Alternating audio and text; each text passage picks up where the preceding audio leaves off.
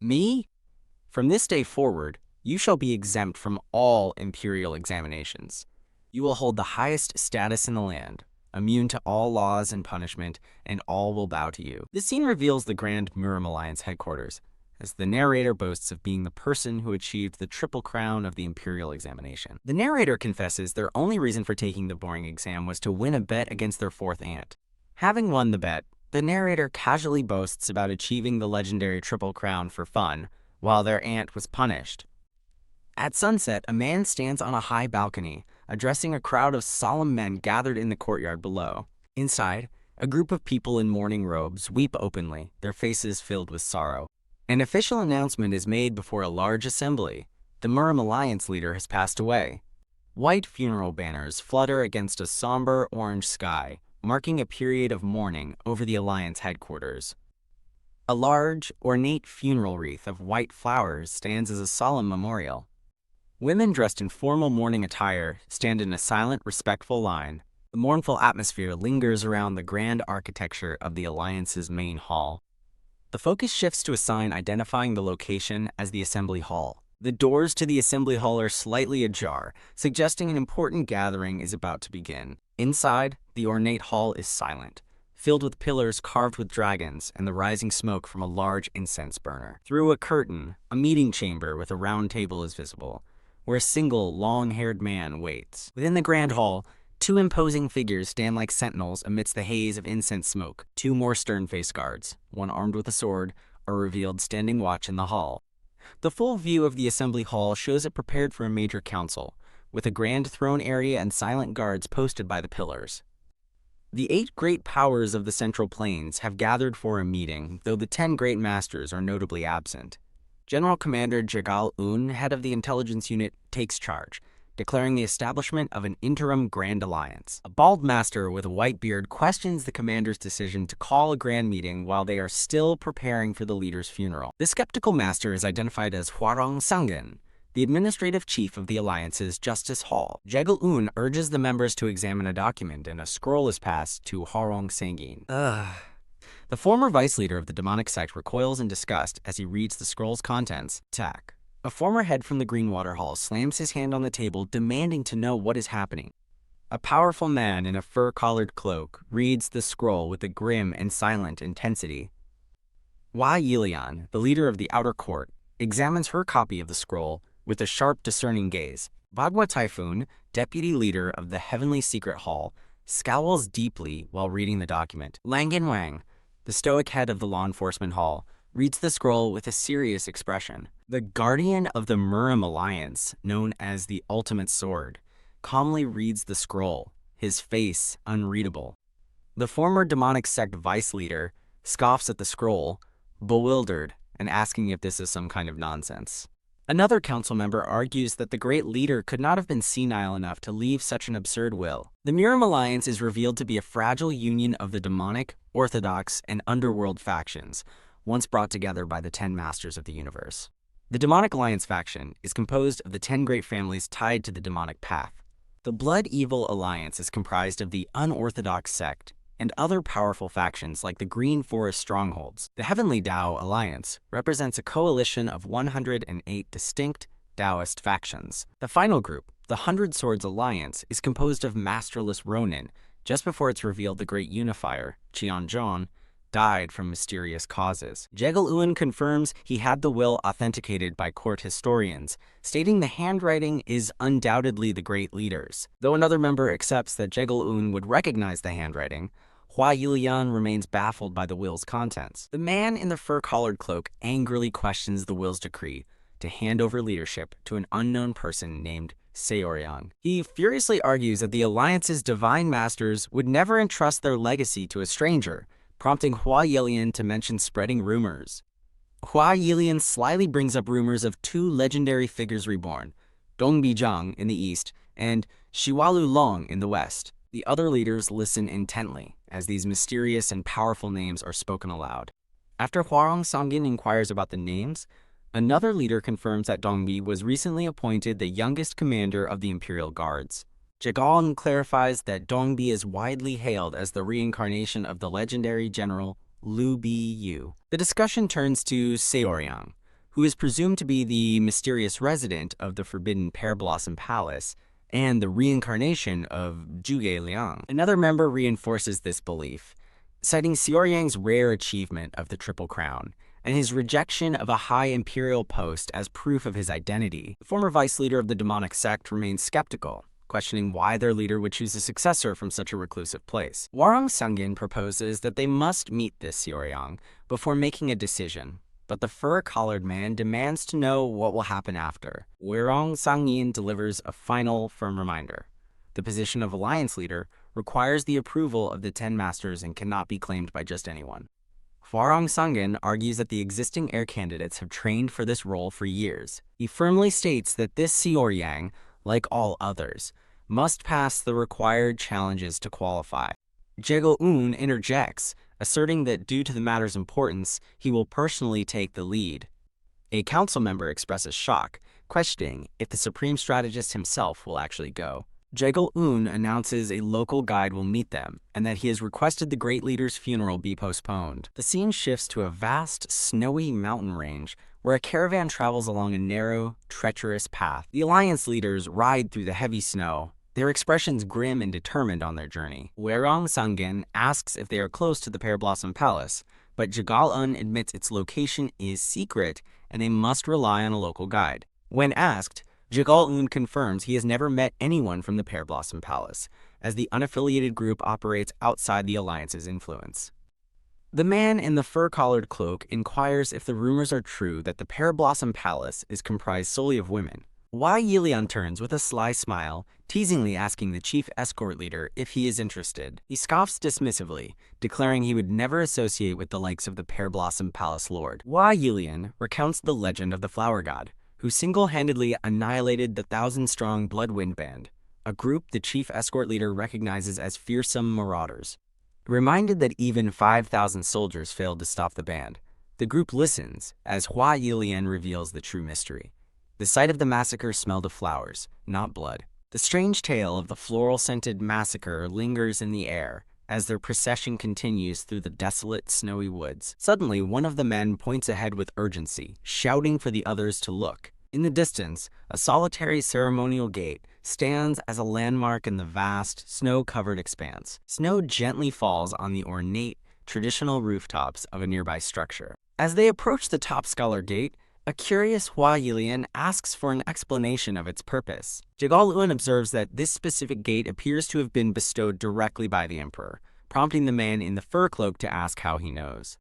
Jaegol-eun gestures towards the plaque on the gate, telling him to look at the bottom. He explains the plaque bears the emperor's era name, a mark of personal recognition, leaving the man in the fur cloak impressed by such an honor. Believing the gate confirms they are near their destination, Jaegol-eun orders the group to press forward, and they gallop past the monument.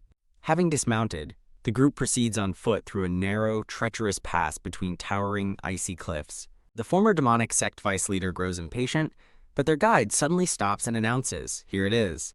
Before them stands a forbidding stone marker carved with a dire warning, "Trespassers will die."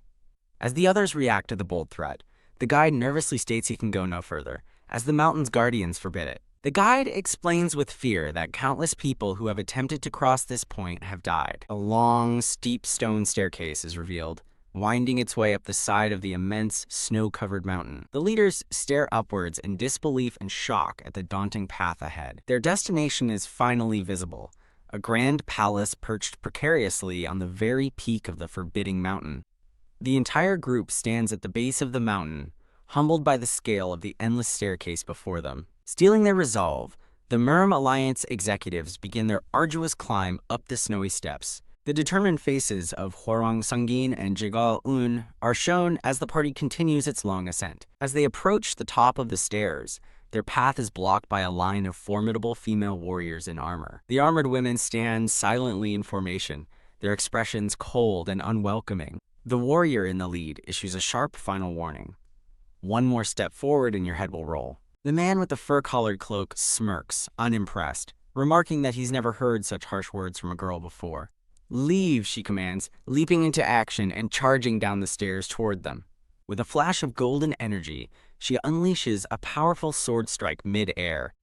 Clang. The man in the fur-collared cloak easily parries her attack with his massive axe, their weapons meeting in a starburst of light. The female warrior lands, her gaze hardening with intensity after her initial attack was blocked. The man in the fur-collared cloak is inwardly shocked that a mere gate guard possesses peak-level power, wondering if the entire palace is filled with such warriors. Calling the situation a misunderstanding, Jae-gyun steps forward with a formal letter, introducing himself and requesting an audience with the palace lord. The guard informs him that the lord only sees guests by appointment, and the other ladies are unavailable, prompting Jae-gyun to ask who they can meet. She reveals that the fourth lord is present, but granting them an audience is entirely at her own discretion.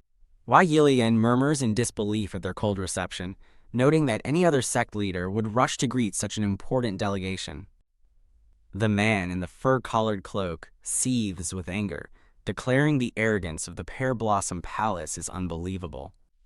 He furiously challenges their audacity for treating the rulers of the Mourning world with such disrespect, vowing to test the limits of their arrogance. Shing, in perfect unison, the female guards draw their swords, ready to repel the intruders by force.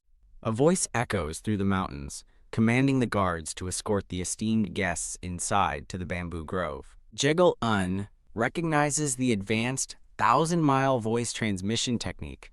As the former demonic sect vice leader grimly notes, only a transformation stage master could achieve it. The lead guard gives the Murim Alliance delegation a final, stern look before turning to lead the way. SHK. The female warrior's part, opening a path up the snowy stone steps for the visitors.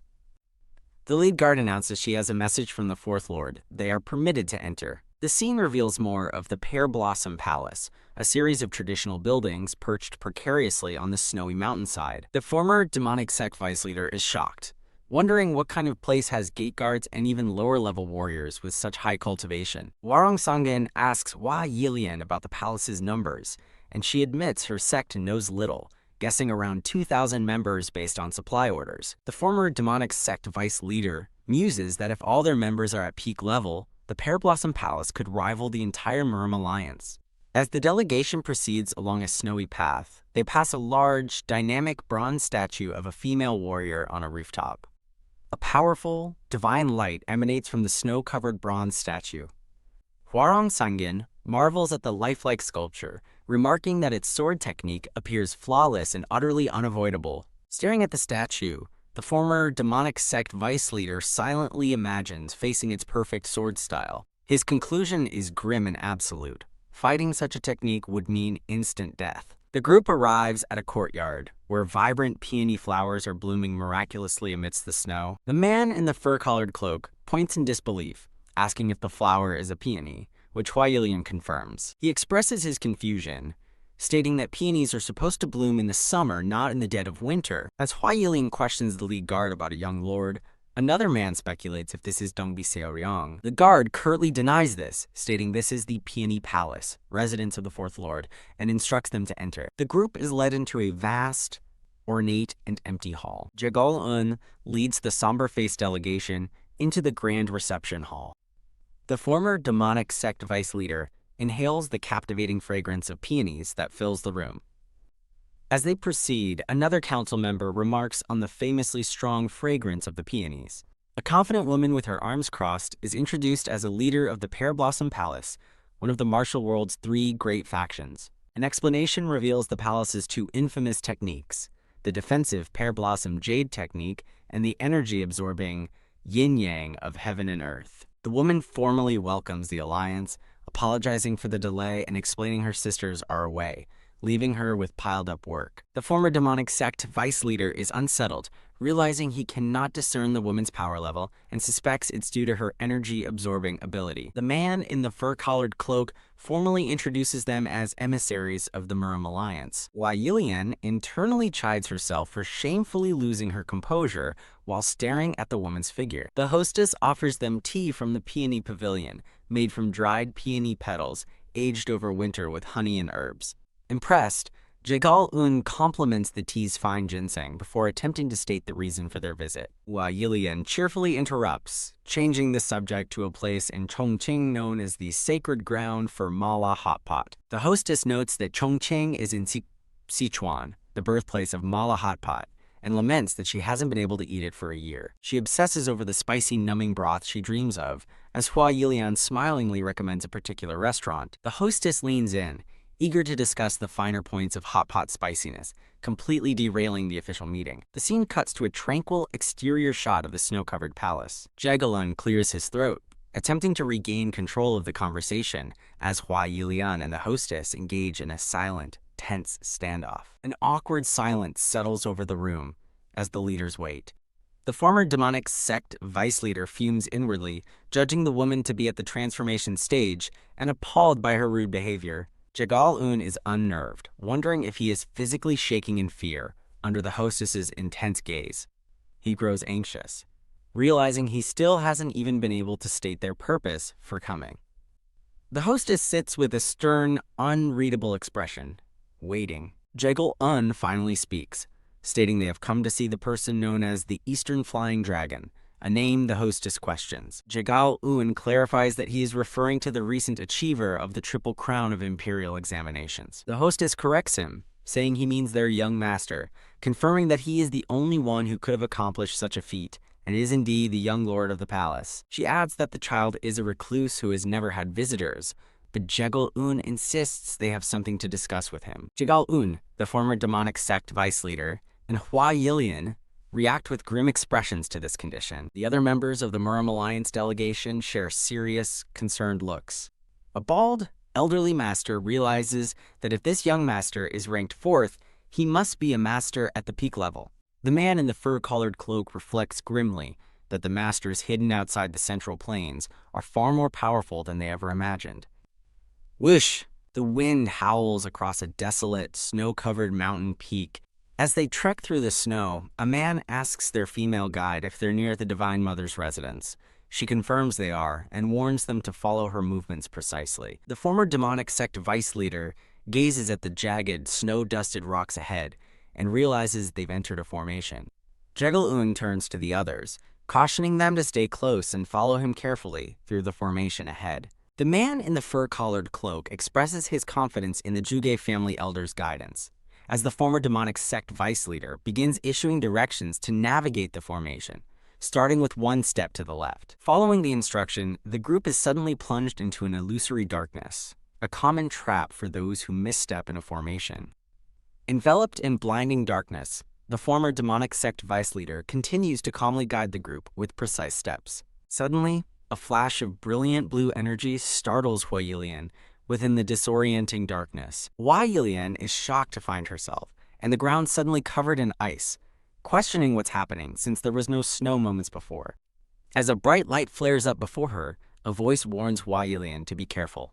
Their guide demonstrates the safe path, stepping on glowing spots of light in the darkness and warning the others to follow her instructions exactly. The guide issues a grave warning that falling into the formation means certain death by freezing, even for a master, prompting a nervous Hua Yilian to agree.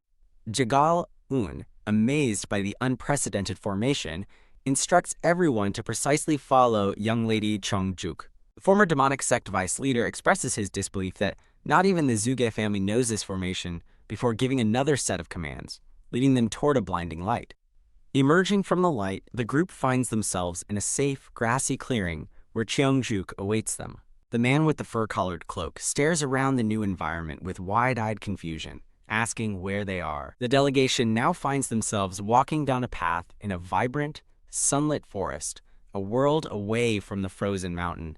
Hua Yilian voices her astonishment at the impossible scene, noting the complete lack of snow and the unbelievable warmth. Standing beside a lush flower bed, Changjuk gestures ahead, asking the stunned group if they intend to keep standing there. Startled into action, Jagal-un quickly shouts, "I'm going," as the rest of the delegation hurries to follow. Jagal-un asks Cheongjuk who created the formation, and she credits the young master.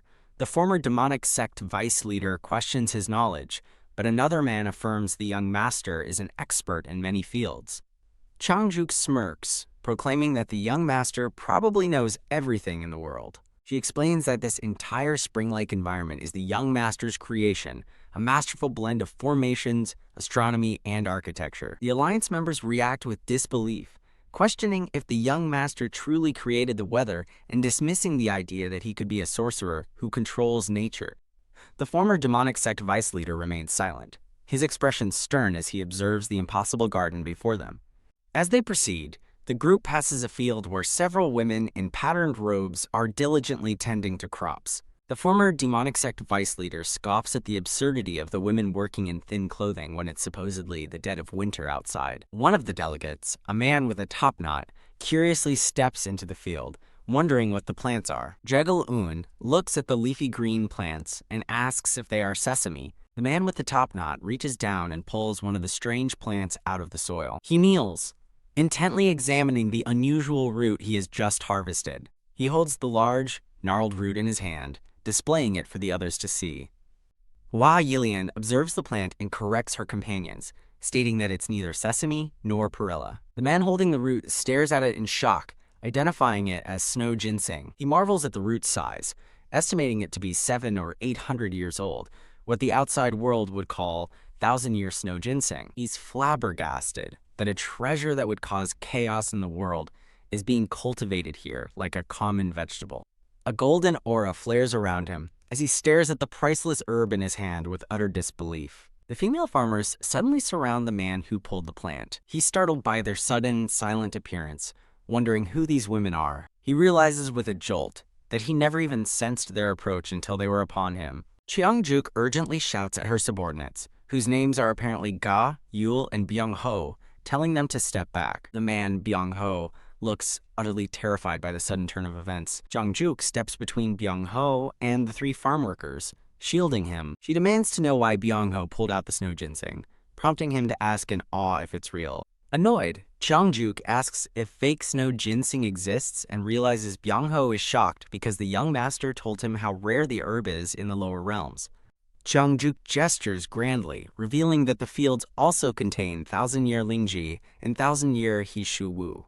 The former demonic sect vice leader is stunned, realizing that each of the herbs being grown here possesses the power to grant immortality with a single root.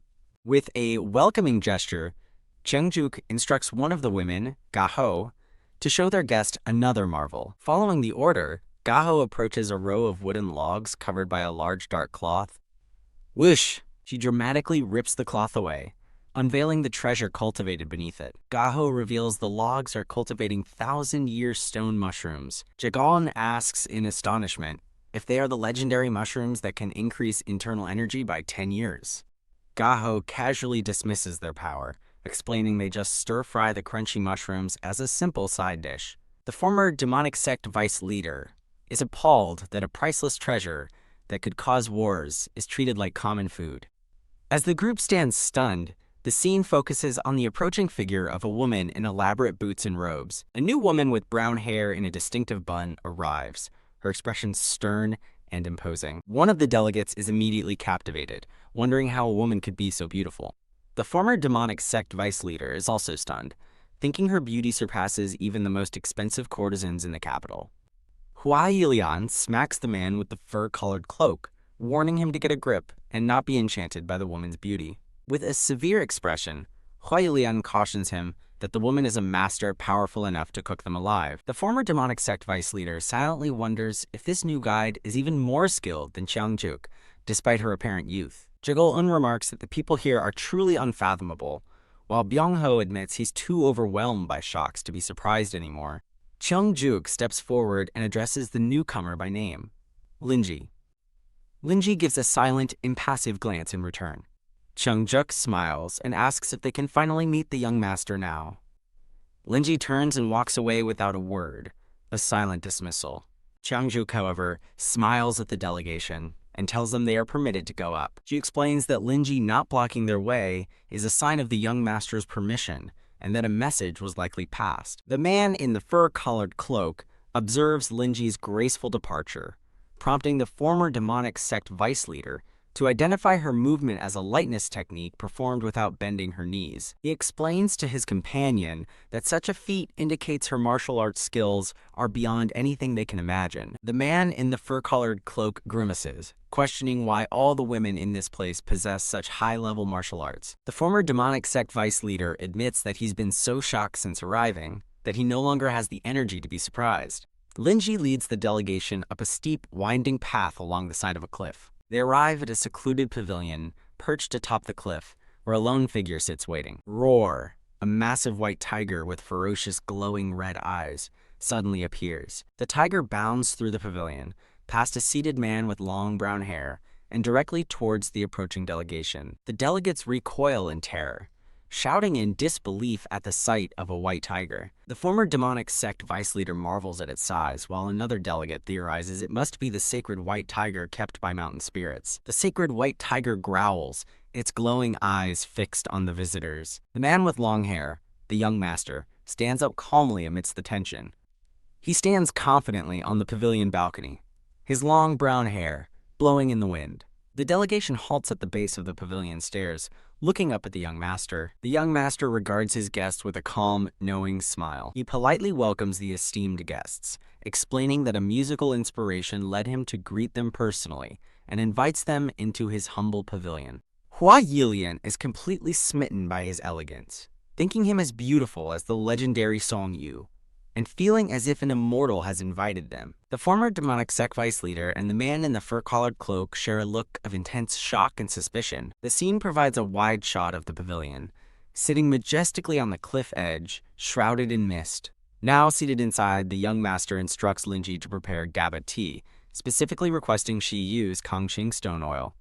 The former demonic sect vice leader is stunned, recognizing Kangxing stone oil as a treasure that grants 10 years of power per drop, but Unyielding scoffs, saying it's hardly surprising anymore.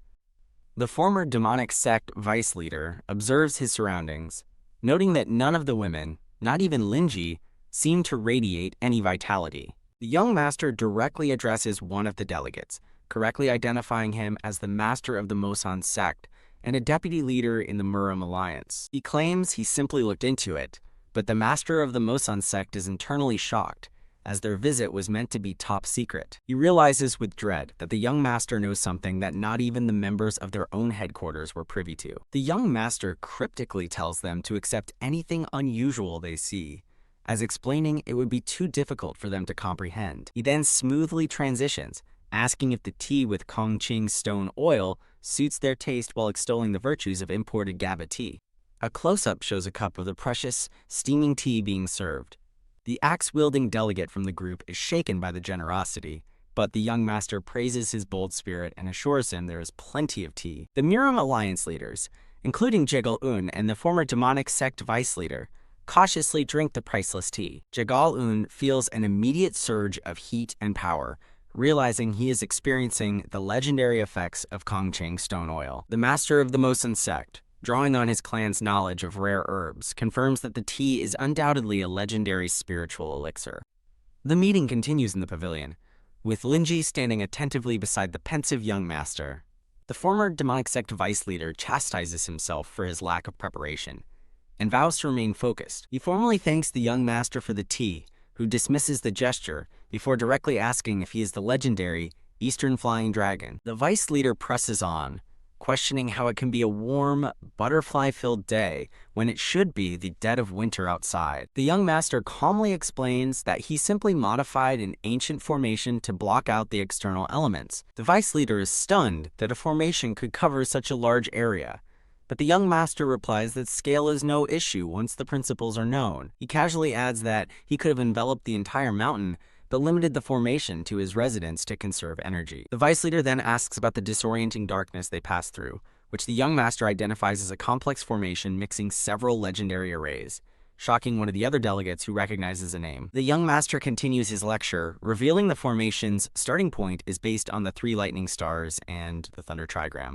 Following the clue, the vice leader excitedly deduces the full, complex structure of the formation. He throws his hands up in amazement, declaring the young master's knowledge to be truly profound. A smiling bald monk with a long white beard interjects, stating he also has a question to ask. The young master addresses the monk, shockingly identifying him by his full title as an administrative chief in the Murim alliance. Stunned that his identity is known, The monk asks if the young master personally cultivates all the priceless herbs they saw. The man with the fur-collared cloak and another delegate silently judge the monk for asking unnecessary questions after scolding their commander for the same. The young master gives a simple explanation. He suffers from chronic illnesses and merely planted the excess herbs he gathered for his health. The monk internally scoffs at the humble explanation, knowing that finding a single snow ginseng is a miracle for most. The scene shifts to Linji serving a piece of meat to the massive white tiger, who sits patiently at the table. Whoosh, the young master casually tosses a drumstick,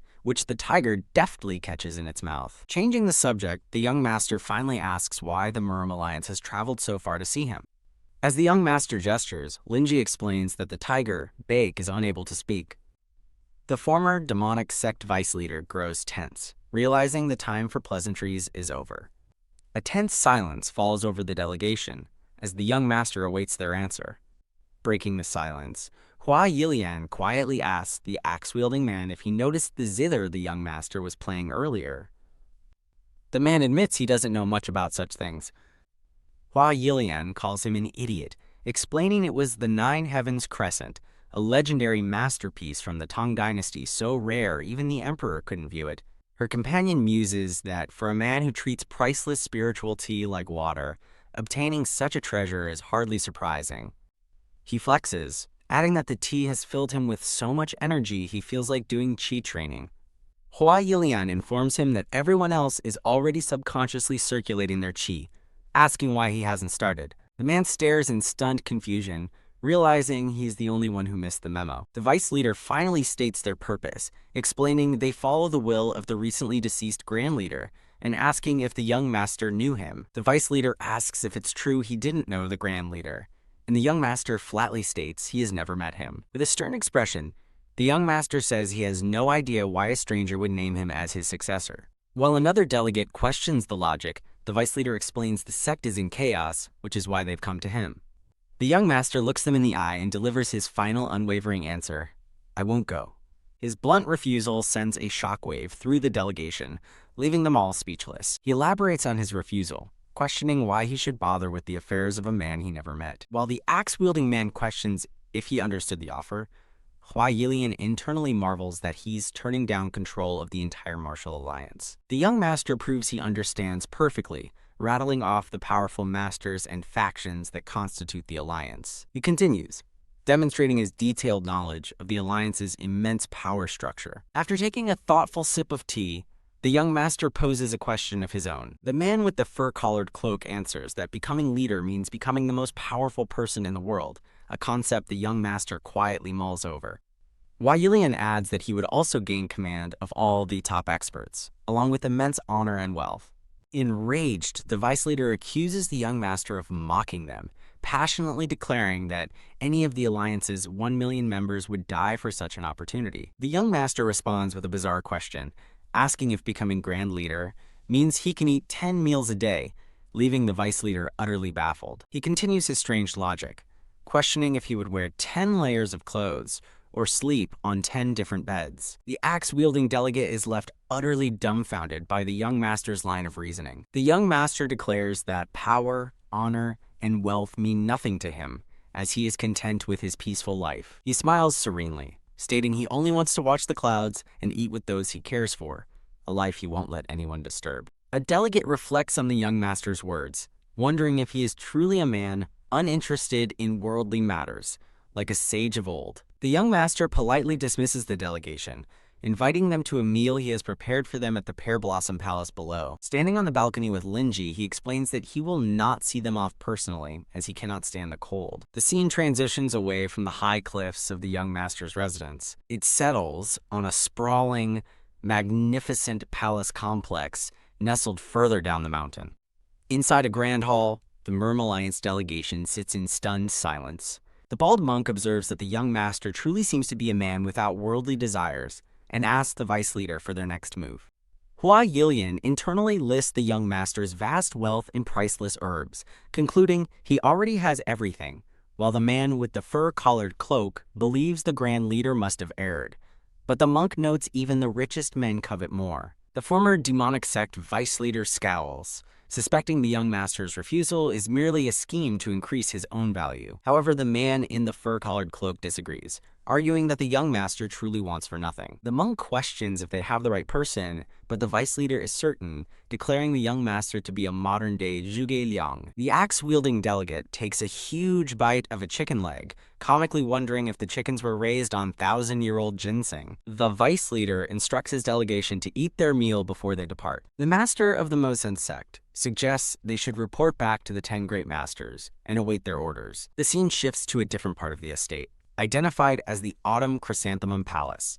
2 elegantly dressed women sit for tea in a tranquil garden, attended by servants holding large parasols. One of the women, dressed in a black and orange patterned robe, sips her tea with a calm expression. The other woman, dressed in a blue and purple gown, is identified as the second lady of Pear Blossom Palace. The second lady looks on with a knowing, slightly mischievous expression. The 2 women continue their peaceful tea session in the garden. The woman in the black and orange robe reports that someone is still locked away in the kitchen, working. She then asks the second lady if there has been any news from their youngest sister, who traveled west with a trading group. The woman in the black and orange robe muses that with the youngest, no news is good news, though she complains it's been 3 months without a letter, while the second lady simply remarks that their sister has always been free-spirited. The second lady changes the subject, asking if the Muram Alliance delegates have left. The woman in black and orange reflects on the chaos the clan leader's death will cause, and the second lady asks what this will mean for Punga. The second lady confidently states that Punga will not remain idle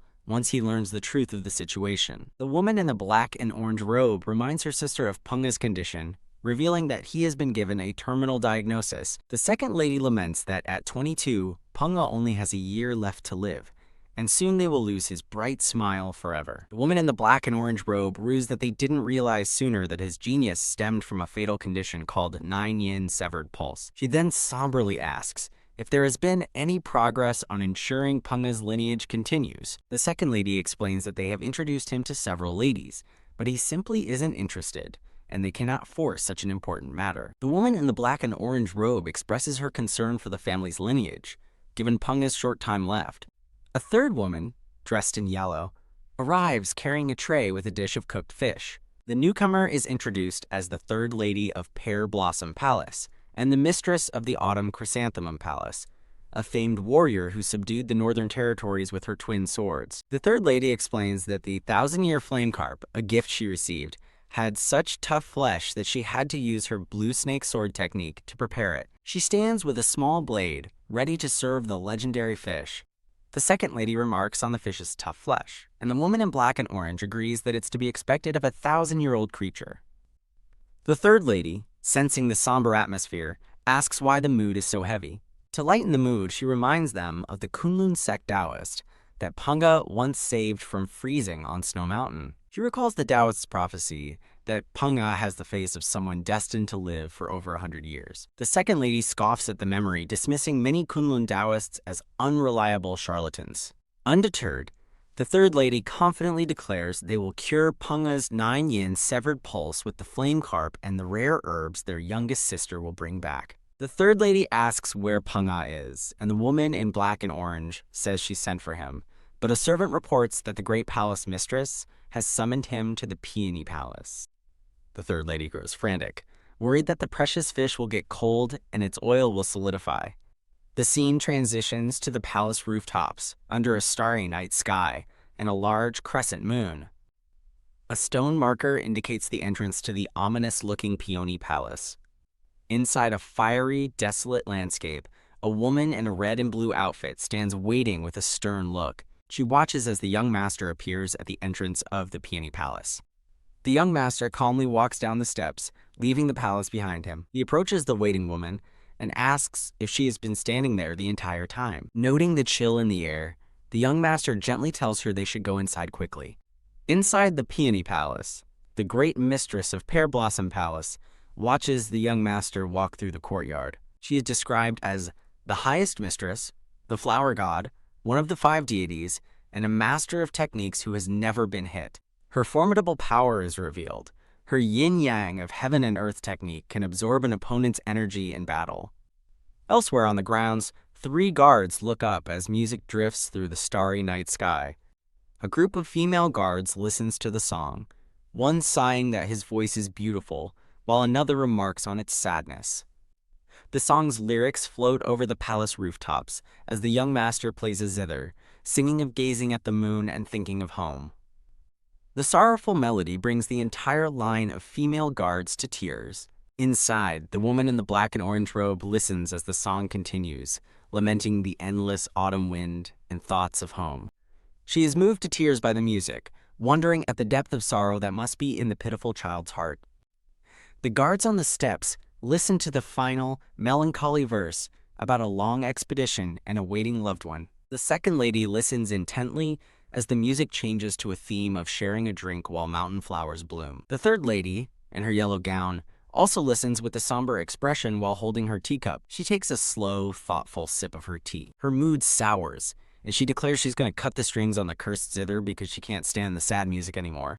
The great mistress sits alone in a quiet room, listening to the distant melody. With her eyes closed, she contemplates the music in silence. The scene transitions through a dark, mountainous pass under the night sky. The young master finishes his song with an invitation woven into the music. Visit tomorrow morning and bring your zither. Having heard his message, the great mistress looks on with a knowing and intrigued expression. The next morning, Punga splashes his face with water while Linji stands by with a towel. He dries his face, remarking on how refreshed he feels. A large white tiger named Bake approaches, and Punga affectionately pets its head, asking Linji if it has been fed. A magnificent feast is laid out on a table, featuring numerous elaborate dishes. Punga examines the braised fish, guessing it was brought by the recently arrived Clear Sea Merchant Guild. He feels such a fine gift should have gone to his frail mother and aunts, rather than to him. Taking a bite, he recognizes the cooking as his third aunt's, even identifying the specific red chilies from Hunan. Punga turns to Linji, inviting her to eat as well. Linji stares back silently, her expression unchanging and somber. He urges her to take a bite, reminding her that she'll need to pretend to eat for appearances when she goes out into the martial world. At his insistence, Linji slowly approaches the table. He gives her an ultimatum, warning that if she doesn't eat, he'll leave her behind at the palace. Seeing her frown, Punga correctly guesses it's because she is unable to taste the food. He promises he's asked their youngest aunt for something that will completely change her palate when it arrives. Punga stands before three young women in pink floral robes, with Linji watching from the side. An oily white substance is shown dripping down the robes and hands of the female practitioners. Observing the dripping fluid, Punga diagnoses the problem as an issue with their joints. He looks at the three women and asks if they are planning to head out into the martial world.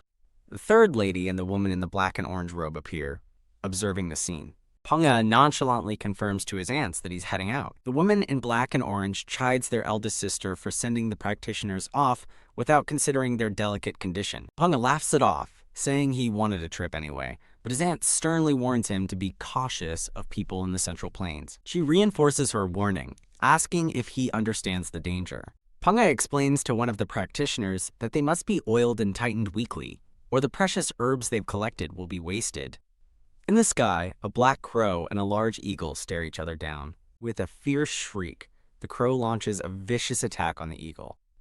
The crow relentlessly pursues its prey through the forest, feathers flying everywhere. On the ground, the victorious crow pecks at the defeated bird. The crow flies into a room and lands on a table, where a man with long brown hair sits drinking tea. After the crow drops a scroll, the man instructs it that the person with the scroll sent is the one it needs to find. The man smirks, satisfied that with the ginseng fields sorted and a message sent to the Martial Alliance, his preparations are nearly complete. With a determined look, Punga asks if they should get going. He and Linji share a solemn, silent glance before their departure. As his aunts weep, the woman in the black and orange robe asks how he must feel seeing them cry. The woman in black and orange quickly dismisses her tears, claiming it was just a figure of speech. Punga turns back to his aunts with a slight smile, asking if they aren't worried about him.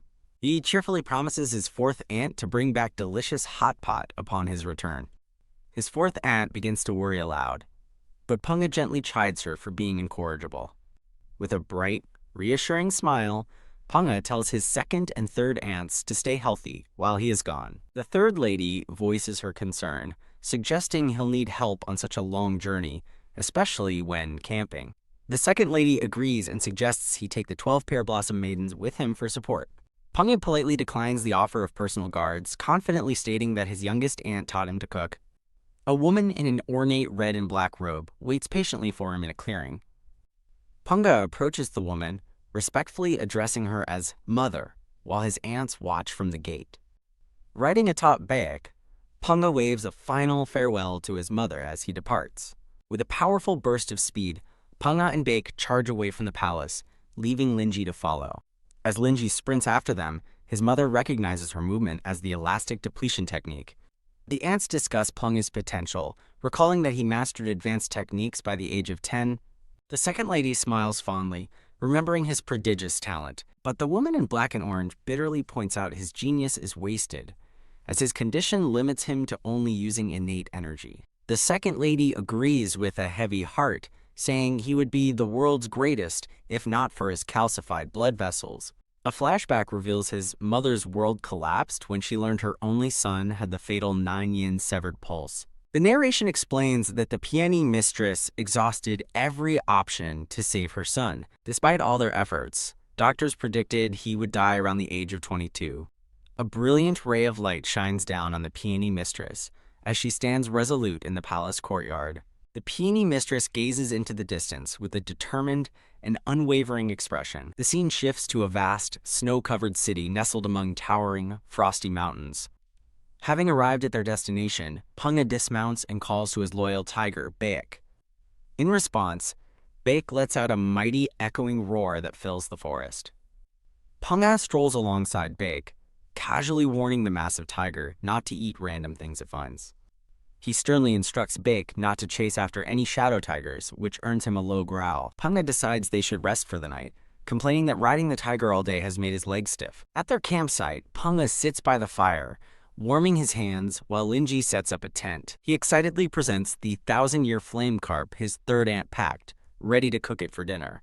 As the fish sizzles in the pan, Panga muses that his third aunt has very peculiar tastes. Linji watches silently from a distance as Panga attends to the cooking fish over the campfire. Panga sighs, wishing Linji knew how to cook before admitting that's probably asking for too much. Sizzle! The two fish cook to a perfect golden brown in the pan over the crackling fire. After their meal, Panga lies sprawled on the ground under the stars while Linji stands guard. He remarks on how delicious the tough flame carp was, complaining that he's eaten so much he might burst. Panga looks over his shoulder and asks Linji to prepare some tea for him. He closes his eyes in thought as he takes a reflective sip from his teacup. The scene transitions from an abstract swirl of color to an indoor setting where Panga sits with a woman in red. In a flashback, Panga asks the woman incredulously if she wants him to go to the Martial Alliance. The woman, his mother, simply replies, yes, while Panga fumes, recalling how she forbade him from leaving the palace. His mother reveals the deceased leader named him successor, but Panga scoffs, finding the idea of a stranger choosing him absurd. She calmly insists that while he doesn't know the leader, the man definitely knows him. As Panga reacts with confusion, his mother reveals a shocking secret. The leader was his father. Panga is stunned into silence, his eyes wide with shock at the revelation. His mother begins her story, explaining that 20 years ago, the Martial Alliance leader, his father, attacked the demonic sect. She recounts how a divine healer saved his gravely wounded father, who then stayed at Pear Blossom Palace for 6 months to recover. His mother reveals she was the deputy palace mistress and his father the Martial Alliance leader.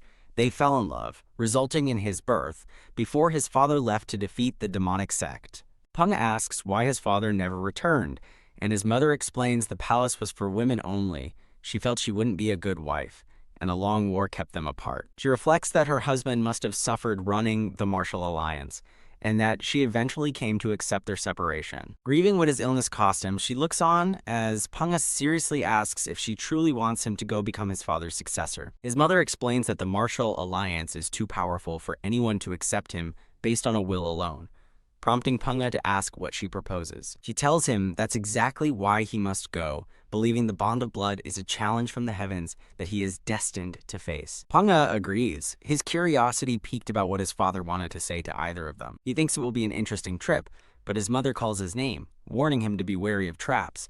He smirks, thinking he'll be bringing disaster to them. Pang-A questions her timing, and she soberly reminds him that while he cares for a certain child, that child is already dead. She insists he must think about the next generation, as a dead person can't produce heirs, and the palace's legacy must continue. Panga reassures his mother, promising to find a healthy woman in the Central Plains to bear strong children, concluding the flashback. Back at the campsite, Panga sits drinking tea, while Linji stands watchfully by a tree. Linji's expression is resolute as she stands guard in the dark forest. Panga breaks the silence, asking Linji for her thoughts on his mother's plan for him to marry. He asks if she wants that for him, then confidently declares he doesn't want anyone but her. With a sly grin, he leans back and declares that marriage is the grave of life. Panga stretches and yawns, announcing it's time for sleep before their long journey tomorrow. The title for Chapter 5, Dissection, the Demon-Slaying Sword, appears over the quiet campsite scene. Thwip. Without warning, a volley of arrows pierces the side of their tent. More arrows fly from the darkness, striking the trees around their camp with pinpoint accuracy. Panga looks down at his shattered teacup, his expression annoyed by the interruption. A group of rugged bandits in leopard print vests emerges from the shadows of the forest. The bandit leader smirks, noting Panga looks like a young master from a rich family. Another bandit mockingly asks Panga if he's been reading too many cheap novels. Grinning cruelly, a fellow bandit agrees that his assessment was right on the money. One of the men points at Panga's fine clothes, urging his companions to take a look. He gloats that seeing such fine silk is a once-in-a-lifetime opportunity for men like them. Linji stands silently between the bandits and Panga, her posture ready and unwavering. A close-up reveals Linji's intense and focused gaze, ready for a fight. The bandits suddenly fall silent, their expressions shifting to shock and awe as they stare. One of the men gasps, exclaiming that he has never seen such a beautiful woman in his life. Their leader angrily snaps at them to lower their eyes, demanding to know how they dare stare at his sister-in-law. A younger bandit scoffs back at his leader, questioning when he ever claimed her as such. Linji calmly identifies their attackers, the Black Scorpion Camp, 69 members, led by Hyuk Dae-wong and his deputy, Gil Sang. Panga casually touches his temple and asks Linji to list their crimes. Linji recounts their ruthless history, hundreds of cases of robbery, murder, rape, and assault. Panga thoughtfully concludes they are trash not worth sparing, a spark of energy flashing in his eyes. The bandit leader yells in frustration, demanding to know what they are talking about. The confrontation begins as Linji stands her ground before the approaching bandits, while Panga remains seated. A bandit points at Linji, mockingly asking his comrades what the pretty one is saying. The bandits laugh heartily as their leader tells one of his men to drop his axe. A large bandit with an axe steps forward, creating a glowing line in the dirt with his foot. Linji stands motionless, watching the approaching attacker as Panga observes from his seat. With a powerful leap, the axe-wielding bandit brings his weapon down in a ferocious attack. Gourd cloud step, movement formula, crash. The bandit's axe smashes into the ground, sending dirt and rock flying. The bandit stares at the empty spot where his target was, Linji having vanished completely. Enraged, the bandit turns his attention to Panga, declaring he'll deal with him first. The bandit lunges toward the seated Panga, his axe raised to strike him down. Panga names his own technique as a masked Linji reappears in a flash, sword-drawn, demon-slaying sword technique first stage, swallow flying chasing soul. Wham Linji's sword technique sends a shockwave of energy through the air. The axe-wielding bandit lies defeated on the ground after the powerful blow. Ugh! Another bandit is sent flying by a powerful kick, a flash of energy marking the impact. The remaining bandits stare in wide-eyed shock, stunned by the sudden turn of events. Linji stands confidently amidst her fallen foes, raising her sword in triumph. Panga watches calmly, recalling his second aunt's advice to never show mercy to an enemy. Linji's expression is cold and determined, ready to finish the fight. Enraged, the bandit leader points and furiously orders his men to kill her quickly. Linji dashes forward in a blur, effortlessly weaving between the charging bandits. Surrounded, Linji calmly deflects multiple sword strikes with graceful precision. Coup! A bandit coughs up a spray of energy as he is struck by an unseen force. As another bandit falls, narration explains the demon-slaying sword technique's 3 stages and 9 movements, with varying levels of difficulty for disciples. A bandit is blasted away by a wave of lethal energy, as the narration warns that a single touch from the technique can cause a body to explode. Panga thoughtfully considers the technique, which is also known as the dissection sword, for its brutal, explosive power. The force of the attack shreds a bandit's clothing as he collapses to the ground. Linji's glowing blade hums as it slices through the night air. With a focused gaze, Linji prepares to unleash another devastating attack. The scene shifts to a vast, impressive complex, identified as the Martial Alliance headquarters. A grand statue of a pointing sage stands in the courtyard of the Martial Alliance. Inside a large hall, members of the Alliance Forces Military Strategy Division sit in formation. A stern, mustached man presides over the meeting with a grim expression. The hall is filled with quiet murmurs as the seated members await the start of the meeting. 2 men whisper about the meeting's topic, the arrival of leader Seoryang's successor. Another member thoughtfully notes that the arrival of a successor will undoubtedly upset many people. The scene introduces Zhuge Xing, a first-class military advisor for the Alliance. Narration explains that Zhuge Xing is a genius among the top 3 generals in the 5-ranked Military Strategy Alliance. As a man stands to address the hall, the narration details the high status of military advisors, with 5-star advisors holding power equal to faction leaders. Members of the assembly whisper amongst themselves, questioning why a fool is making this important announcement, though they acknowledge his 5-star rank. 2 men gossip, dismissing the announcer as someone riding on the fame of being Zhuge's nephew. Another member scoffs, remarking on how notoriously difficult the 5-star advisor test is. The advisor at the front stammers for attention as a large scroll titled Special Class Escort Strategy is unfurled. The audience continues to mock him, wondering how a stuttering fool could have become a 5-star military advisor. The advisor nervously begins his presentation, explaining that their mission is to safely escort the successor to the Alliance. The scroll is flipped to reveal a large, detailed map for the strategy meeting. Pointing to the map, the stuttering advisor explains he has already identified potential ambush locations. He nervously reports that there are approximately 300 possible ambush points along the designated route. He announces he's narrowed the list to 15 spots and plans to dispatch special forces, prompting a man in the crowd to ask what kind he's sending. As another questions the need for 3 units, the advisor clarifies he will divide them into 15 smaller subunits. The stern leader interrupts, questioning the advisor's certainty that an attack will occur at any of these 15 locations. The advisor nervously admits to the leader that he is not at all certain, prompting a sharp, "Then?" The advisor reveals his strategy. Deploying forces to 15 spots was merely a diversion. When the leader asks him to clarify, the advisor explains he's already selected 2 true ambush points and secretly dispatched troops there. The leader erupts in anger at this unauthorized move, but the advisor apologetically insists it was necessary to divert the enemy's attention. The advisor explains his grand strategy. The ultimate goal is to make the enemy abandon their plans without needing to engage in an actual fight. The leader challenges his authority, but the advisor confidently cites a military regulation allowing such discretion, stating he is simply following the rules. The leader outlines the precarious political situation.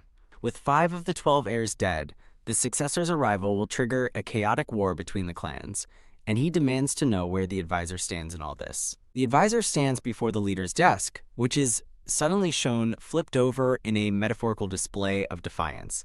"Yes," the advisor eagerly exclaims, fully committing to his audacious plan. The leader asks if the stutter can be fixed, but the advisor laughs sinisterly, revealing it's an incurable part of who he is. A man with a fur-trimmed collar watches the proceedings with a dark, calculating intensity. The man with the fur-trimmed collar worries that a storm is about to hit the Martial Alliance, as a woman asks if it's because the young palace lord is on his way. The woman notes 7 heirs are training at headquarters and doubts the lord will arrive safely, while another man finds the situation strange. The fur-collared man snaps at him for speaking casually. The second man asks what will happen if the successor does arrive, prompting the fur-collared man to predict chaos. The second man suggests forming an alliance with him. As they sit across from each other, the fur-collared man recalls a thought he had when meeting the Great Mistress, and the other man asks what it was. The second man asks if it was about the one who amazed him, and the fur-collared man confirms he means the Grand Leader, whose calm and mysterious aura the young man shares. Grinning, the man with the fur-trimmed collar fondly recalls the time the Grand Leader made 18 mountain village heads kneel before him. The woman questions his high praise, but the man retorts they must pick a side among the 7 heirs, and can always switch if their first choice fails. The woman agrees it's not a bad idea, and decides to add her own plan to his. The scene shifts to a quiet village, nestled precariously on the side of a jagged mountain range. A grand, rocky mountain peak towers over a lush, misty forest below. The view pans across a desolate, rocky canyon, silent and empty. Boom! Explosions suddenly erupt along the canyon walls, shattering the stone face. The blasts reveal that the cliffs are carved into vast armies of stone soldiers, one side dark and the other light. A close-up shows the determined face of a stone king, wearing a crown and leading his forces. The 2 armies, one of light stone and one of dark, charge at each other on horseback. A bearded commander in red with a skull necklace points forward, issuing a command. The stone cavalry of the opposing armies clash violently in the middle of the canyon. A high-angle view shows the massive scale of the conflict as the stone armies surge forward. A stone warrior on a charging horse gallops fiercely across the battlefield. The 2 armies of stone soldiers meet in a chaotic melee on a battlefield resembling a game board. The bearded commander and a man in a green robe stand on opposing cliffs, observing the battle below like generals. The bearded commander bellows a triumphant threat, declaring his opponent's entire army is about to be annihilated. The bearded man is identified as one of the 10 Supreme Masters, Demon Lord Dongguo Li, leader of the Demonic Alliance. The man in green scoffs from his perch, as narration explains Dongguo Li's faction and his savage nickname, Blood Lynx. The man in the green robe strikes a martial arts pose, identified as another Supreme Master, the evil Lord Sanye Chuhan. Narration reveals Sanye Chuhan's past as the Blood Sect leader, his eyes glowing with power. His brutal martial art, the rotating Asura's 72 hands, is named as one of the top 10 evil techniques. Demon Lord Dongguo Li and evil Lord Sanye Chuhan glare at each other, locked in a battle of wills. Below them, their stone armies continue their violent clash. An explosion rocks the battlefield as a new figure is introduced. Demon Prince Dongguo Yun, son of the Demon Lord, and a master of the Demon Sect. Dongguo Yun sits nonchalantly on a cliff, as narration explains he's the strongest heir, backed by both the Demon Lord and the Evil Lord. A man with a top knot is shown, rumored to have mastered dozens of evil techniques from the Demon and Blood sects. The stone battlefield depicts a strategic moment, a knight about to strike a king on his throne. Dongguo Li suggests backtracking a move in their game, but Sanye Chuhan refuses, stating there's too much money at stake. A stone horseman raises his sword, poised to deliver a decisive blow. The Demon Lord watches intently as an explosion signifies a move has been made on the board.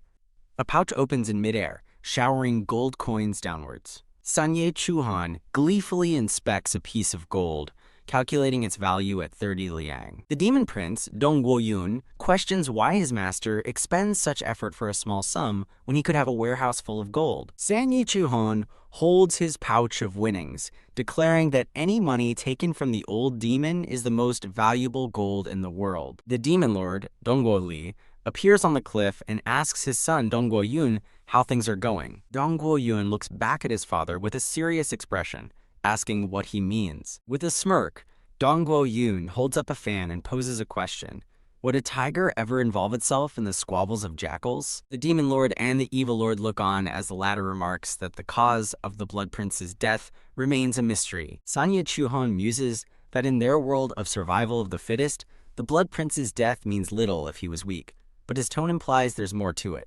He scoffs dismissively, turning away with a look of contempt. Dongguo Yun gazes at a distant pillar of light, remarking that it's a fitting display for the Supreme Lord of Evil. The Demon Lord leaps down from the cliff to join his son and another subordinate. The Demon Lord gets straight to the point, asking his son if there are any clues regarding the Blood Prince's death. Dongguo Yun gives a cryptic response, stating the left hand shouldn't know the right's actions, and that the prince's death will likely remain an eternal mystery. The scene shifts to a bright, sunny day over a rugged, misty mountain range.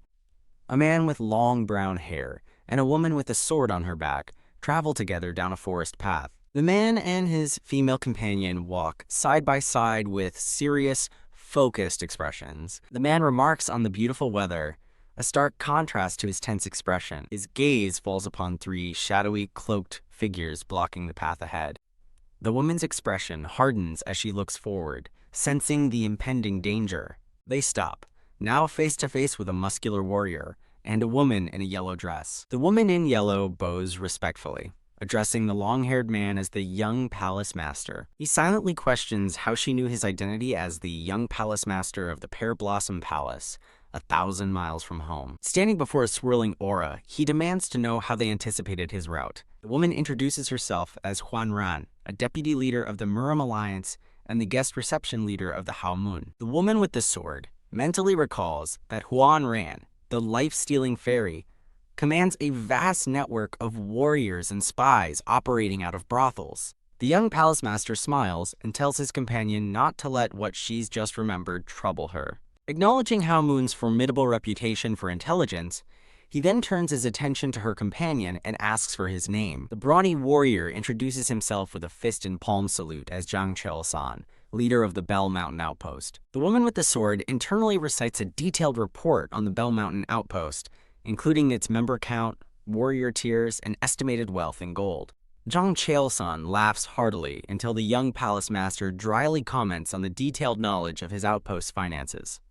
Shocked and furious, Zhang Cheol-san silently fumes, wondering who could have leaked such secret information to outsiders. The young palace master smiles disarmingly as he formally greets the stunned Bell Mountain Outpost leader. He smoothly explains away his companion's knowledge, telling his host she is simply repeating things she has memorized. Huan Ran is privately astonished, realizing the woman possesses intelligence that even she, a Haomun deputy, cannot access. The young palace master cuts to the chase, questioning why leaders of two major factions were waiting specifically for him. They are led into a grand dining hall where rows of people bow and welcome the esteemed guests. Sitting at a table laden with food, the young palace master remarks that the spread is quite a delicacy. Huan Ran pours him a cup of famous ancient tribute wine, explaining its legendary origins from the Three Kingdoms era. He correctly identifies the wine's origin in Cao Cao's hometown, earning an impressed smile from Huan Ran. While offering him various dishes, Huan Ran internally gripes about being ordered to entertain this brat. Seated nearby, Zhang Cheol-san observes her with grudging respect, thinking that the Hao Moon mistress has nerves of steel. A wide shot shows the quiet, tense atmosphere as the two groups sit at a large table. Huan Ran remains annoyed, wondering why the sect leader deployed a top operative like her for such a seemingly simple mission. The young palace master suddenly freezes, his eyes bulging in shock as he tastes a piece of food. Holding a piece of meat with his chopsticks, he asks with disbelief if this is what they consider spicy. He continues to chew thoughtfully, his initial shock giving way to a contemplative expression. Huan Ran finds his lack of a strong reaction to the incredibly spicy food strange. A memory flashes of a gray-haired elder warning him that losing his sense of taste is the first sign of a dangerous condition.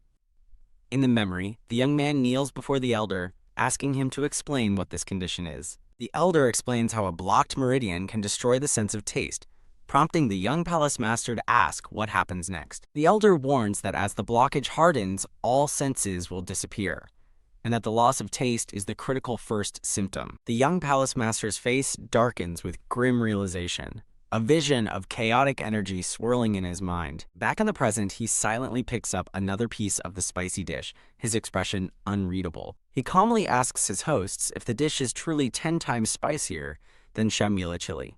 Noticing his odd behavior, Zhang Cheol-san asks if the food doesn't suit his taste. The young palace master waves a hand dismissively, claiming the food is great, but that he simply has no appetite. He sits across from his hosts and formally thanks them for their well-received hospitality. Suddenly, a powerful purple aura flares around him, revealing a hint of his true power. His expression now cold and intense, he speaks of minding appearances and passes along thanks from two other masters for the meal. He stands and tells his companion, Unji, that it's time to leave, and the two walk out of the hall. After they've gone, a stunned Zhang Cheol-san tells Huan Ran he completely misjudged the man, asking if she saw the look in his eyes. He admits he thought the man was a spoiled noble, but now realizes he's a beast in disguise, hiding his fangs. Huan Ran agrees, revealing his aura was so intense it felt like pure killing intent, almost causing her to draw her hidden dagger. Jang Chael-sun privately questions why someone like the young palace master is heading to the Mourning alliance, admitting he was ordered not to question the mission. In response to his unspoken thoughts, Huanran looks away and admits that she doesn't know either. Jang Chael-san and Huanran are shown walking together through a courtyard, their discussion seemingly over. The scene shifts to the grand, traditional gate of a large compound, flanked by stone guardian lions. A sprawling, sunlit city built into the mountainside is revealed, bustling with activity. Down in the city's market street, crowds of people go about their day amidst the lively chatter. Vendors loudly advertise their goods, from freshly cooked dishes at the Five Senses Tavern to fine silks from distant lands. More vendors compete for customers, offering fresh seafood, braised red snapper, and freshly harvested mountain herbs. The young palace master and his companion, Unji, now in different attire, walk through the bustling marketplace. A vendor hawks candied treats, and the young palace master's hand appears, ordering two. Unji examines the bright red candied fruit skewer with a curious expression. The young palace master instructs her to eat it all at once, his face showing concern. With her mouth full, Unji looks at him and asks why he can't taste his own treat. The young palace master confirms he can't taste the candy, explaining that like the spicy food from before, it's completely flavorless to him.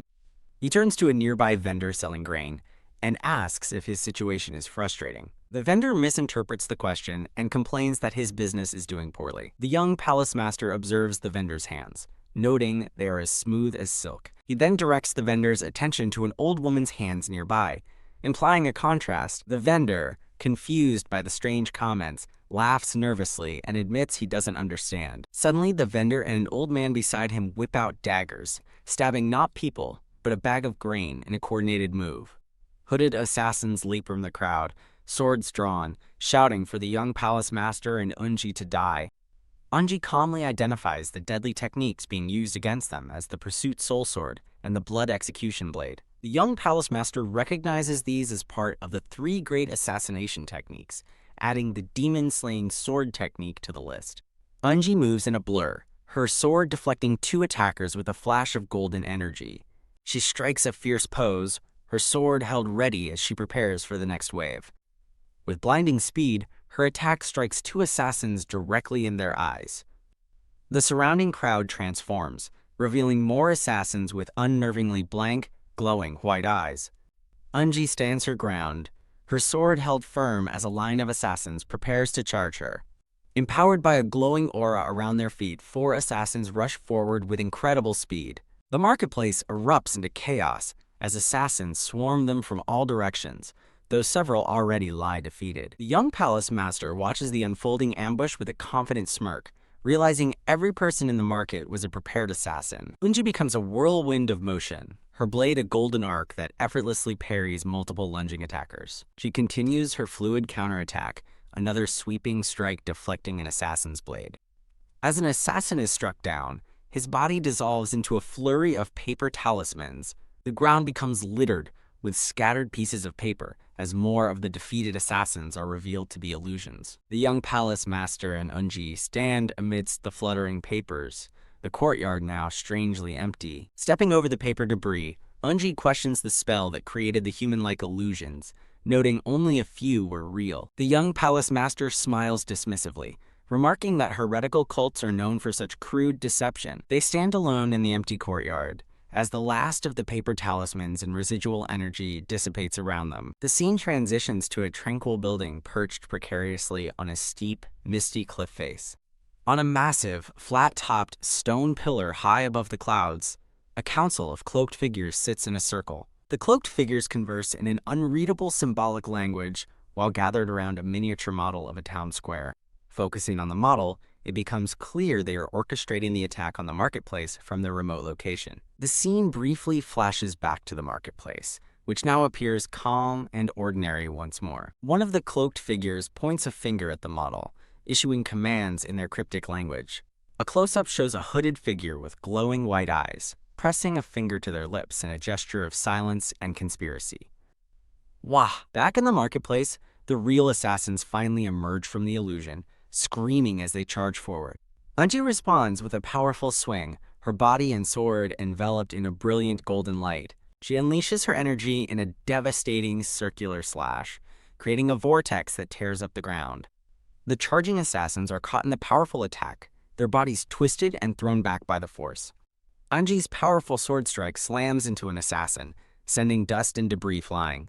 The young palace master calculates that with 1 in 10 being real, about 30 actual assassins are hidden in the marketplace. From the cracked earth, a pale hand suddenly emerges. 2 masked assassins stand ready as shadowy figures rise from the ground behind them, solidifying from the dirt. A trio of black-clad assassins rushes forward in a coordinated, dust-kicking blur. The young palace master glances back with a look of grim determination. Unji continues her fight, effortlessly dispatching 3 more assailants with a powerful sweep of golden energy. She looks on with concern as the young palace master faces his own wave of attackers.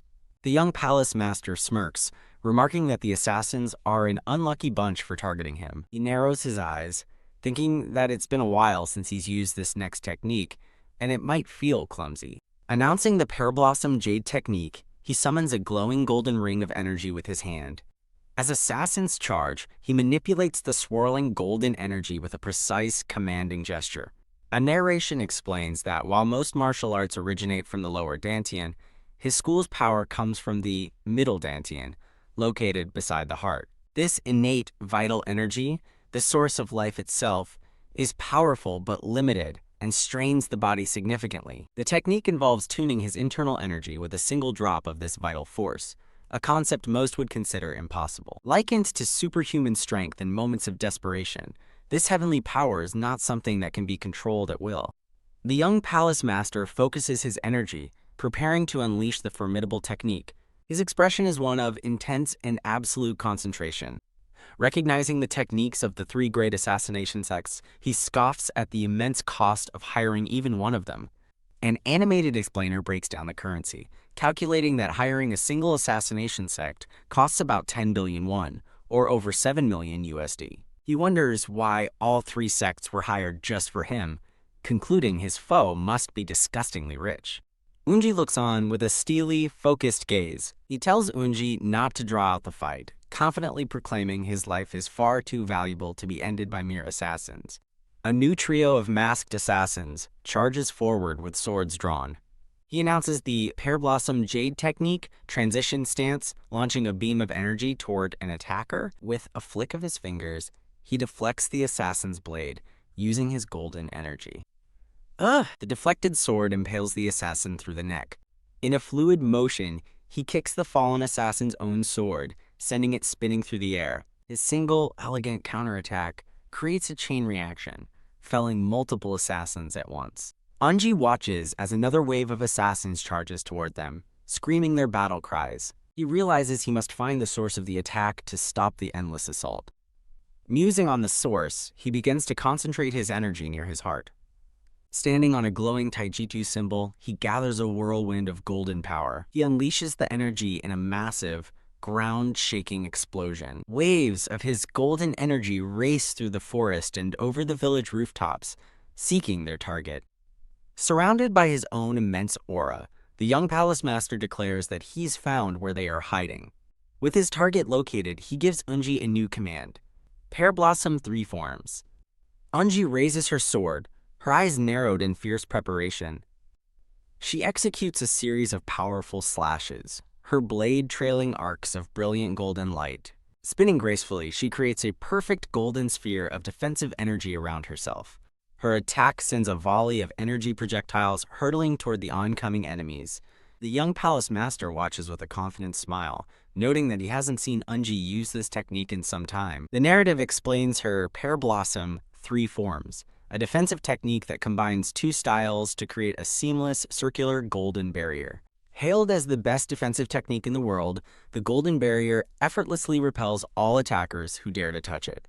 He coolly tells Unji to stay and play with the paper scraps for a moment. He takes a firm step, cracking the ground beneath his foot. He then launches himself forward, leaving a trail of shattered earth in his wake. Soaring over the village rooftops, he becomes a streak of golden light.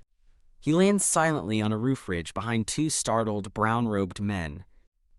A group of cloaked figures look up in utter shock at his sudden and unexpected arrival. Clang, the scene shifts to a chaotic battle, as hooded figures clash with swift, deadly swords. Chung Peng sarcastically thanks the assassins for helping him loosen him up. Questioning if he should be grateful, he unleashes a powerful golden aura, announcing the Pear Blossom Jade technique. A barrage of countless swords flies through the air, aimed directly at him. The assassins watch in disbelief, their leader wondering why the swords are slipping from their grasp. Chung Peng dashes across the battlefield, closing in on a lone, masked opponent. "Blame yourself for pushing me this far," he declares, reaching out to grab his opponent. With a firm grip on the assassin's wrist, Chung Peng begins to drain his energy. The assassin cries out in agony as his life force is violently pulled from his body.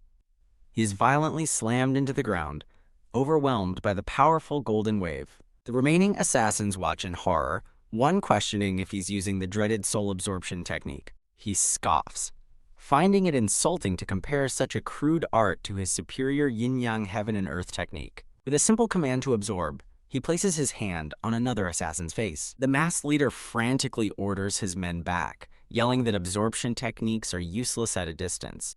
A confident smirk plays on Chung Peng's lips as a faint aura envelops him.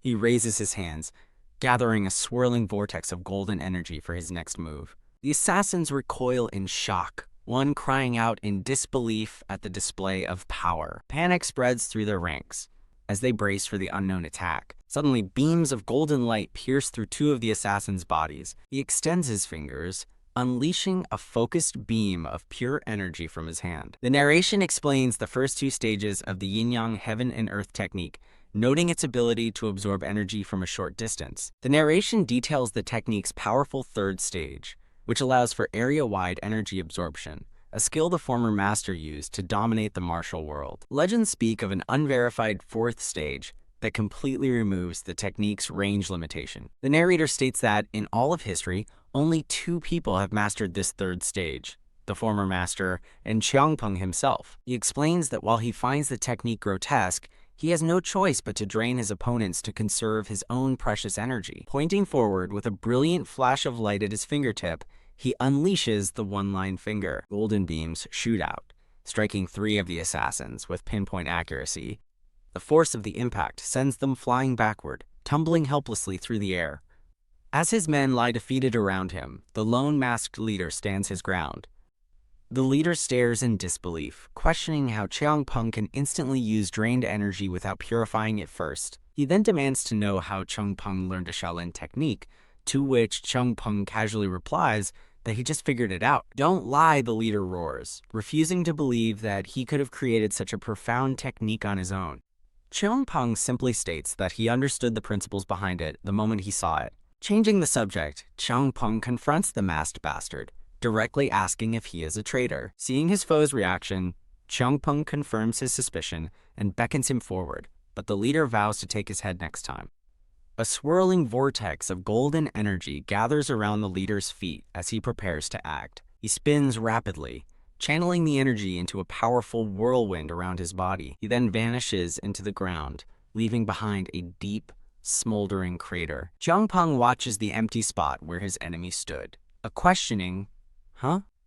escaping his lips. He thoughtfully identifies the strange ability as the Heavenly Escape Earth technique, used for burrowing underground. The scene transitions to a sweeping view of a vast city nestled among misty mountains. A woman with determined eyes and ornate armor is shown, a sword at her side. Chung Peng now stands opposite this woman on the barren cliffside, a quiet tension between them. Looking over a report, Chung Peng finds the information he's reading to be quite interesting. His attention is drawn to the sky, where a flock of massive eagles and rocks soar through the clouds. The woman informs him that the Mourning clan of Liaodong province possesses an impressive ranch with thousands of horses and 52 great rocks. He clarifies that the clan was raising these assets on behalf of the Murim Alliance. A great rock with a rider on its back descends swiftly toward them from the sky. Below, two large contingents of black-clad warriors march in disciplined formation. This is Pyongyang Oken, the Flying Snow, a high-ranking leader in the Murim Alliance and granddaughter of a supreme master whose signature technique she has perfected. A confident, red-haired woman with a high ponytail appears, introduced as the Sky Subtle Star, confronting the young palace master amidst the chaos. The red-haired woman looks down at him and asks if this was his doing. She surveys the courtyard, now littered with defeated assassins, where the young palace master and Unji stand unfazed. The red-haired woman turns to her own black-clad subordinates, ordering them to identify the dead bodies. The young palace master interjects, stating he's already identified them as assassins from Kangho's three major sects, shocking the woman. She questions how they could have emerged unscathed, but he dismissively replies that no matter how many ants there are, they can't scratch a tiger. Annoyed by his arrogance, the woman scoffs, asking if he is seriously calling himself a tiger. He coolly questions her informal tone, to which she begrudgingly admits she wouldn't show respect to someone who spoke to her that way. The young palace master then reveals he knows her identity, Awaken, head of the Suzaku team and granddaughter of a supreme master. He continues his unnervingly accurate assessment, adding that she has been stagnant at the mid-level of the pinnacle realm for 7 years, shocking her.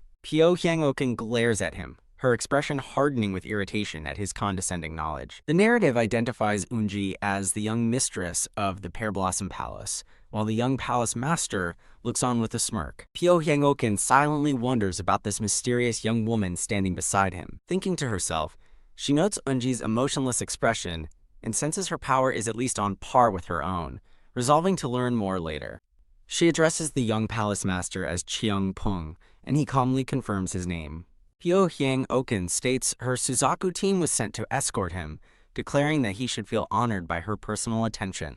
When Pung flatly declines her offer, she stares back in disbelief and asks him to repeat himself. Pung simply asks why he should have any reason to follow her. Flustered, Awaken confesses she insisted on coming herself because she was curious about him as a great master. As Pung begins to walk away, she demands gratitude for coming personally to retrieve him, shouting at him for leaving.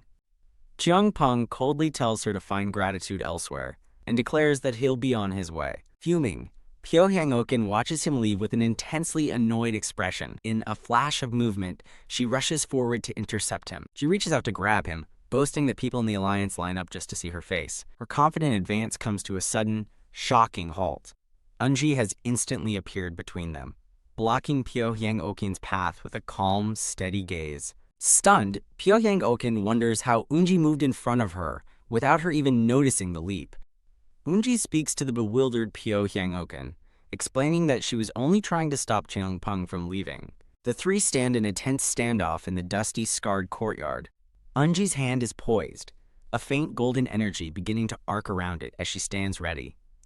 Unji's expression turns deadly serious as she warns Awaken that if she blocks their way again, she will kill her regardless of her mission. The two powerful women face each other down, a silent challenge passing between them as Pung watches from a short distance. Pung advises Awaken that to even think of taking on Unji, she would need to mobilize her entire Suzaku team. Awaken lowers her head in thought, her expression unreadable as she considers his words. She watches from behind as Pung and Unji turn their backs and begin to walk away unchallenged. One of her subordinates approaches, asking if she is simply going to let them leave. Awaken decides to respect their wishes for now, but worries that the council will have something to say about her failure. She laments the significant cost of mobilizing 10 giant birds just to get to this remote location. When her subordinate asks what to do, Awaken gives a new command. They will follow quietly. She reasons that, since they're heading toward the Alliance anyway, following them counts as an escort, and they can intervene if needed, as her grandfather instructed. She and her subordinates stand in the barren ground, watching the two figures disappear into the distance. Awaken observes that facing the three great assassination sects will require a great deal of manpower. Her subordinate agrees, calculating that they would need at least 2 combat teams and 1 support team for such a fight. Awaken soberly concludes they need 3 teams in total, admitting that Pung is not an opponent to be taken lightly. She glances down at her own hand with a puzzled expression, as if recalling the confrontation. A close-up reveals her perfectly manicured nails, seemingly unmarked from the encounter. Remembering the moment Unji effortlessly blocked her, she thinks to herself that they are full of surprises. She quietly wonders about the strange feeling of defeat she's experiencing, prompting a confused, from her subordinate. Awaken quickly dismisses her own thoughts, brushing the comment aside as nothing. Turning to her warriors, she shouts a decisive command for the Suzaku team to prepare for flight. Pyohyang Okin and her subordinate stand resolutely on the barren ground, ready to pursue their targets. A massive, stern-looking eagle lands before Pyohyang Okin and her warriors. Pyohyang Okin mounts the giant eagle, preparing her team for departure. With a look of grim determination, Pyohyang Okin readies herself for the flight ahead. Pfft! The team of giant eagles takes to the sky, leaving the ground trembling in their wake. Later that night, in a quiet forest clearing, Cheongpeng rests his head peacefully on Unji's lap. Cheongpeng sleeps against a large tree, watched over by the vigilant Unji. In a quiet moment, Cheongpeng rests comfortably, looking up at Unji as she keeps watch. He comments on the chilly autumn breeze, finding comfort and coziness in using her lap as a pillow. Their simple camp, consisting of 3 white tents, is nestled within the tranquil forest. Nearby, Pyohyang Okin's much larger encampment is alive with laughter and activity around a central campfire. Her subordinates gather merrily around the fire, their voices carrying through the quiet woods.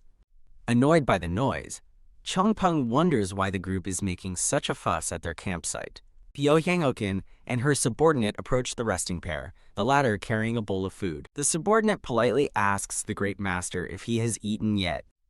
Cheongpeng dismissively replies that whether he has eaten is none of her concern.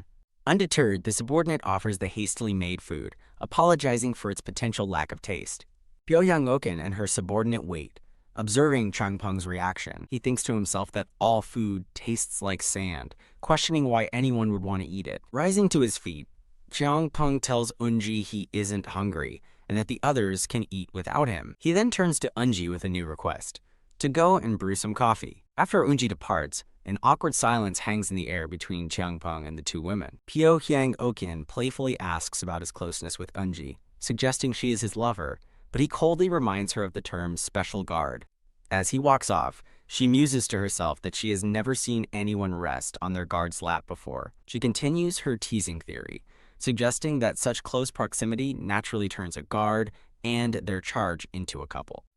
Cheongpeng scoffs at her insinuation, flatly denying any kind of romantic involvement. Pyohyang Okin declares that his strong denial only makes him seem more suspicious. Unji returns and hands a cup to Cheongpeng, prompting Pyohyang Okin to curiously ask if it's tea or medicine. Cheongpeng states that it's coffee, taking a sip. Pyohyang Okin, noting its high value, asks for a cup, while her subordinate mentions their own expensive chicken dish. He bluntly rejects her request, telling her to buy her own if she wants some of the gold-priced drink. Pyohyang Okin thinks about his bluntness towards a lady, while her subordinate reflects on how cautious others are around her. The expensive chicken dish, carefully prepared, sits in a pristine white bowl. Cheongpeng sits with the chicken dish before him, calmly enjoying his cup of coffee.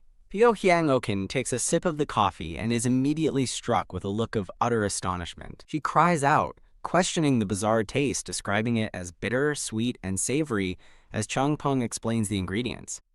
Finding the strange concoction delicious, she takes another large gulp from the cup.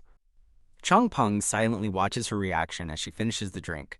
Suddenly, Pyohyang Okin's face flushes with alarm as an unexpected sensation hits her. PFF'd.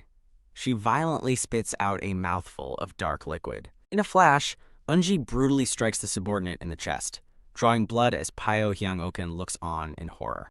Holding the subordinate's collar, Unji reveals to Cheongpeng that there are 7 successors in total, including him and 2 from the Silver Moon clan. Cheongpeng grabs Pyohyang Okin's sleeve, demanding her attention. Wiping her mouth, she confirms his count is right, as he explains that 5 of the original 12 successors have already died mysteriously. Cheongpeng accuses her of coming personally to investigate him as a new competitor in the deadly succession battle. He reveals his deep knowledge of her grandfather's independent status and rise to power, shocking Pyohyang Okin, who wonders how he knows so much. Sipping his drink, Cheongpeng calmly and directly accuses her, stating her grandfather probably ordered her to kill him. Stunned, Pyohyang Okin can only stare in disbelief, wondering how he could have possibly known her secret mission. Cheongpeng maintains a calm, knowing gaze, his deduction having hit its mark. He coolly concludes that her grandfather sent her to eliminate him as a competitor. Flustered and exposed, Pyohyang Okin stammers, trying to form a denial. As his companions stand, Chang Peng kneels by the fire and declares that it's late and time for sleep. With a confident smile, he warns Pyohyang Oken not to waste her energy trying to assassinate him in his sleep. Chang Peng and Unji walk toward their tent, leaving a stunned Pyohyang Oken and her subordinate behind. Pyohyang Oken watches them go, her expression hardening with silent, resentful contemplation. In a flashback, she stands before her enthroned grandfather, who gives her a chillingly simple command: kill him. Her grandfather sits impassively on his throne, an intimidating figure beneath a snarling tiger's head emblem. A narration describes him as Explosion Master Bokjan, one of the 10 masters, a man with no background known for his explosive temperament. The narration continues, detailing his fearsome lightning god's palm technique and his status as an Iron Wheel lawmaster and the acting head of the alliance. The flashback continues with Pyohyang Oken standing at a distance, receiving her grandfather's orders. She questions his command, thinking to herself about killing the new successor of the alliance leader. Her grandfather explains the alliance leader's will is a shackle to the other lords, but she questions if they really need to intervene themselves. Believing the successor is greedy for power, her grandfather orders her to kill him and erase all traces at Huayao Mountain before others arrive. Pyohyang Oken internally laments her grandfather's recklessness. Her grandfather lists her powerful rivals in the succession, including the Great Master and the Third Master, as she suggests another warrior should handle this mission instead. He explains that someone must disrupt the current balance of power among her rivals, and this new successor is the key to creating an opportunity for her. She reminds him that the lords are bound by the Grand Leader's will, suggesting the successor could create an opportunity by stirring up the alliance, which makes him pause and think. Pointing decisively, her grandfather warns her that when he finally decides to act, he will show no mercy. The scene focuses on the determined face of the Explosion Master, a narration confirming Pyohyang Oken is his granddaughter. Wump, back in the present, the campfire suddenly flares with renewed life. Pyohyang Oken sits alone by the fire, lost in thought. She muses on Chang Peng's audacity, noting he acts as he pleases despite knowing she is the Explosion Master's granddaughter. Making a new decision, she resolves to keep him alive for now, and instead sends a command for someone named Seoryang to cause a stir at the banquet. In a different location, a man in a white mask and dark robes meditates alone. The white-masked man considers the situation regarding the Sixth Order. A figure in a demonic yellow mask identifies the Sixth Order as the extermination lord of the demonic sect. The yellow-masked man asks the white-masked figure if the extermination lord is dead. A third man, wearing a pale blue mask, reports that the lord barely escaped with serious injuries, his entire elite force having been annihilated. The yellow-masked man adds that a thorough search revealed no survivors. The report concludes that the Sixth Order's sacred land was destroyed beyond any hope of repair. The blue-masked man describes the gruesome state of the bodies, squeezed to death, prompting the yellow-masked man to identify the attack as the yin-yang fist. The white-masked man asks what their next move is, and the yellow-masked man orders the Second Order of the Tianzi to be sent. The yellow-masked man explains that the Tianzi class monitors the Ten Lords. Since the Extermination Lord was defeated, his killer must be on that level and requires investigation. The scene returns to Chang Peng and Unji, who now stand on a clifftop overlooking a vast fortress town.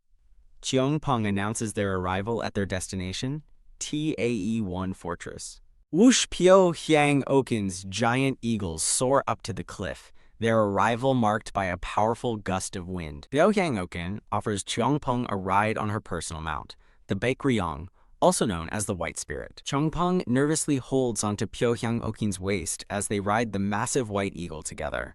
Unji rides a separate eagle, maintaining her stoic and watchful expression. Pyohyang Oken looks back, questioning if Chang Peng must hold her waist so tightly. He earnestly explains his grip, reasoning that a fall from their current altitude would mean certain death. She scoffs, accusing him of using the danger as an excuse to touch her. He promises to let go the moment they land, telling her not to worry. Unji silently observes them, contemplating the implications of her master riding with Pyohyang Oken and being so close. Pyohyang Oken turns to Unji, asking if her young master is always so forward with women. As they fly high above the city, she bluntly rephrases her question, asking if he always touches and gropes women. Unji remains silent, looking away from the awkward conversation as her subordinate looks on. Deciding that silence is the best response, Unji thinks to herself that a log would be better company. The group soars through the sky on their eagles, approaching a grand building in the distance. Unji's subordinate expresses her shock, wondering how a small pigeon can fly so close to the giant rock without fear. She notes that the small black bird appears to be actively monitoring their flight. Several large eagles and smaller black birds soar together through a bright, sunlit sky. Seoryang looks on in confusion, ordering her eagle, Seoryang, to chase the small bird away. Screech! Her giant white eagle dives aggressively toward the small black bird, which dodges with ease. Chongpeng tells her to leave it, warning her that this particular pigeon also eats eagles, prompting her to ask if he knows the bird. He explains that he sent it on a task to the Martial Alliance, and it has been waiting for him, telling her to call off her eagle. Seoryang scoffs at his casual tone, boasting that the rock is the king of all birds, from which even tigers flee. Chongpeng calmly refutes her, pointing out that the bird is a pigeon, not a tiger, and that the tigers he knows would never run. With a fierce cry, the white eagle lunges at the flock of smaller black birds, which deftly evade the attack. On a misty clifftop below, a magnificent white tiger watches as the birds fly overhead. The majestic white tiger gazes up into the sky, its expression calm and knowing. The entire group of birds speeds through the air, rapidly approaching the fortress in the distance. Whoosh! One of the eagles dives sharply, heading down toward the grand entrance of the fortress. Seoryang's subordinate maintains a stern expression as she rides her own eagle. As their eagles land, Chongpeng and Seoryang look out over the entrance to the fortress.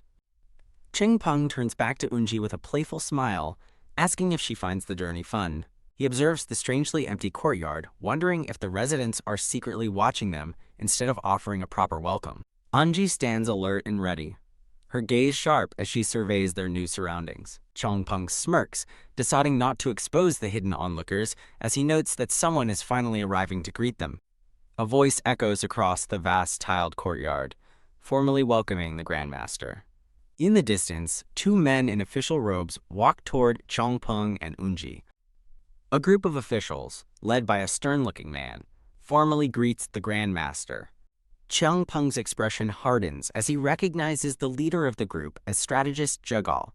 Strategist Jegal apologizes for not meeting him farther out, but Chongpeng dismisses it, saying he understands. Jegal cryptically explains that there are many factors to consider in their current situation. Jegal introduces a man with round glasses as Zhu Qing, a highly intelligent first-class strategist who will be of great help despite his stutter. Jegal gives his first order to Zhu Qing, guide the Grandmaster through the Alliance's terrain. With a final bow, strategist Jegal takes his leave of Chongpeng and Unji. As Jegal walks away, he thinks to himself about how young Seoryang is, dismissing him as a mere rookie. The group of officials departs, with Jegal musing that Seoryang's arrogance will be tested by the senior members of the Alliance.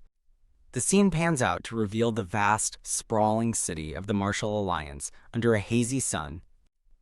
The strategist Zhu Qing begins his tour, explaining that the Martial Alliance's estate spans 1,000 gyang, which is about 3 million payong of land. Chongpeng looks on, quietly impressed by the incredible scale of the fortress. Zhu Qing proudly adds that the Alliance's land is 10 times larger than that granted to imperial princes.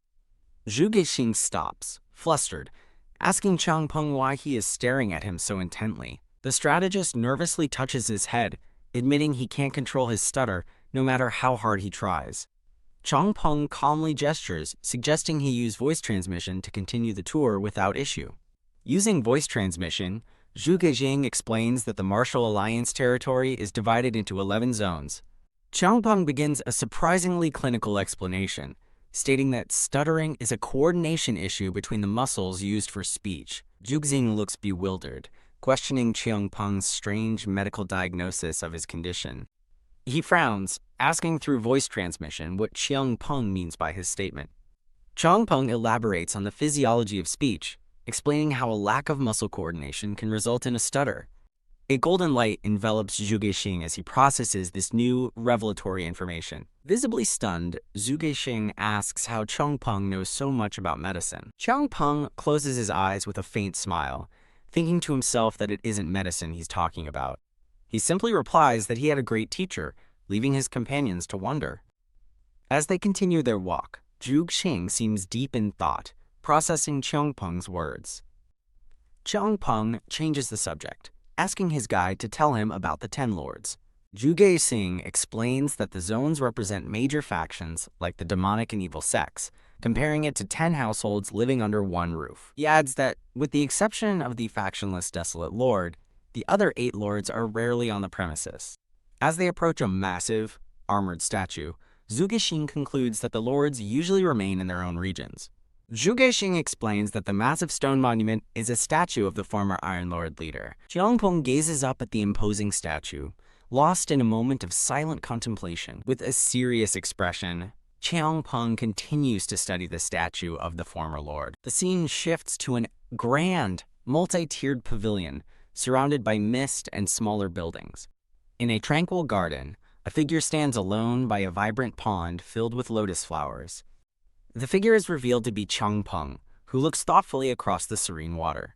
Zhuge Xing notes that the late Alliance leader was, for some unknown reason, exceptionally fond of the peonies in this garden. Qiang Peng's expression remains grim as he looks out over the garden his predecessor loved. A beautiful field of pink peonies sways gently by the water's edge. Still standing by the water, Qiang Peng remains silent and deeply pensive. Colorful flowers frame Qiang Peng's face as he continues to ponder in the garden. Zhuge Xing leads the group across a bridge, explaining that their residence is next to the 5 Dragons Pavilion, where the former leader stayed. He adds that the leader's quarters must remain empty until a successor is chosen. Qiang Peng gazes at an impressive building, a stone marker visible in the foreground. Marker is revealed, its engraving identifying the structure as the Thinking Pavilion. Zhuge Xing recounts how the former leader would sit for hours at the pavilion, staring blankly at the pond. Qiang Peng internally questions why the leader would do that, yet never visit his own family, prompting a confused pardon from Zhuge Xing. Dismissing his own thoughts, Qiang Peng says it was nothing, though his expression remains troubled. Approaching the residence, Zhuge Xing points out the staff, explaining they were formerly odd-job workers for the Alliance leader. The strategist gestures to the waiting staff as he explains their history. A stern-faced man in a green-patterned robe leads the group of servants, watching the newcomers approach. The man bows respectfully, introducing himself as the chief steward, Sim Guan. Chief steward Sim Guan watches intently as Qiang Peng and his companions walk toward him. Sensing a threat, Unji's hand hovers over her sword as a blue aura flares around its hilt. She takes a defensive step forward, a golden energy glowing at her feet. Qiang Peng smirks, noting to himself that Unji's instincts are quickly triggered by strange encounters. Holding up a hand, Qiang Peng calmly tells Unji to stand down. He turns his attention to Sim Guan, acknowledging him as an interesting person. Qiang Peng walks past the servants, dismissing them by stating he needs nothing but rest. With a determined look, Qiang Peng continues past the chief steward, ignoring him. Sim Guan is left speechless and slightly vexed by the abrupt dismissal. Inside their new quarters, Qiang Peng and Zhuge Xing take a seat in the spacious room. Qiang Peng looks around the plain room with disdain, wondering about the decorator's taste. He casually plops down on a wooden bench, deciding the decorations don't matter in a simple sleeping place. Qiang Peng immediately turns to Unji, demanding she tell him everything she knows about their guide, Zhuge Xing.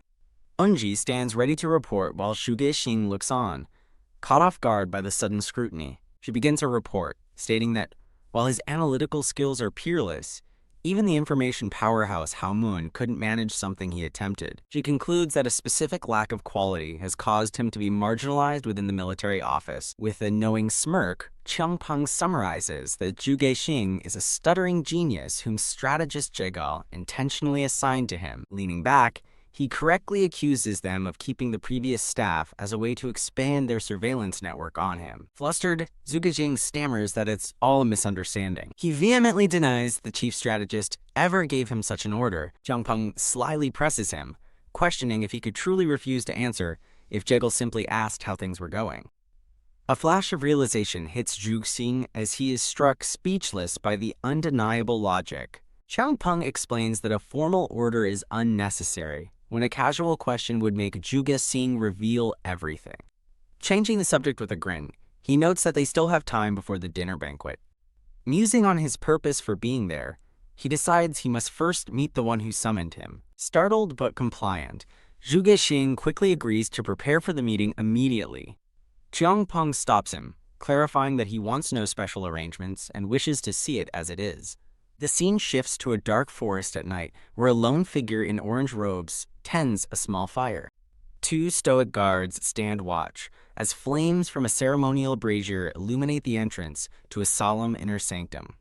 A flaming canister is launched, landing with a clatter as Chiang Peng and his companions look on from a balcony above. Led by Zhu Geixing, the group proceeds down a corridor lined with flaming braziers, heading deeper into the compound. Their path is blocked by a large, bald warrior in dark armor, who stands as a silent sentinel.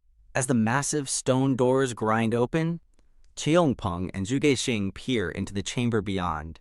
Chiang Peng recognizes the outdated pressure-sensitive gate, wondering if the infamous inventor Chiang Gija is somehow still alive. Zhu Geixing is inwardly shocked that Chiang Peng identified the rare and ancient stone gate mechanism instantly. The trio enters a dimly lit chamber, walking solemnly toward a large stone sarcophagus resting on a dais.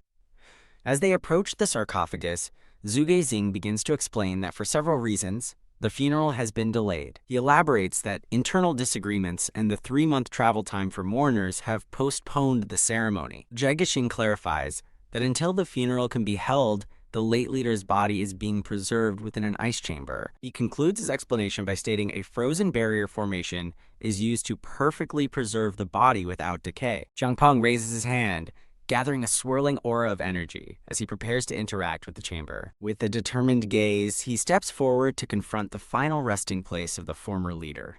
Inside the coffin, the leader's body lies in state, a sudden pulse of blue energy flashing across his face. A beautifully crafted gauntlet, adorned with an intricate turquoise dragon, is shown in a flash of light. As Chiang Peng touches the sarcophagus, Zhu Geixing identifies the legendary flame dragon gauntlet that once subdued the 10 lords. Chiang Peng looks down upon the stone lid, his expression heavy with unspoken emotions. He somberly addresses the deceased as Father, a title he admits he never once used while the man was alive. Chiang Peng reflects on his distant father, who is more like a stranger to him than a parent. He stands over the open sarcophagus, finally looking upon the face of the man he barely knew. Zhu Geixing observes intently, believing Chiang Peng now understands the true reason he was summoned here. Unji watches her master, thinking that he is undeniably of the same flesh and blood as the great leader. Chiang Peng's eyes are filled with complex emotion as he processes the weight of the word, father. Zhu Geixing watches them, curiously wondering if the Grand Master and the young master already knew each other. With his hand resting on the stone coffin, Chiang Peng makes a silent, resolute promise to his father. His face contorts with rage as he vows to bring those responsible for his father's fate to their knees in this very hall. The scene changes to a grand dining hall, where Chiang Peng and Unji sit alone at a long, empty table. Chiang Peng waits with his eyes closed, a picture of calm patience, as Unji stands guard behind him. Zhu Geixing watches the empty room with concern, a silent thought passing through his mind. An official rushes across the courtyard, clearly agitated about the situation at the banquet hall. A profile introduces Shikshin, the god of cooking, a master chef from the royal palace who runs the culinary division. It's revealed that Shikshin is also a formidable martial artist, counted among the 108 heavenly spirits as one of the earthly killers. The anxious official reports that food for 300 has been prepared, prompting the chef to lament what a waste it will be. A sweating Zhu Geixing realizes the strategy hall failed to send the banquet invitations and resolves to handle it himself. Chiang Peng coldly dismisses the issue, comparing the absent lords to misbehaving children who should be left to go hungry.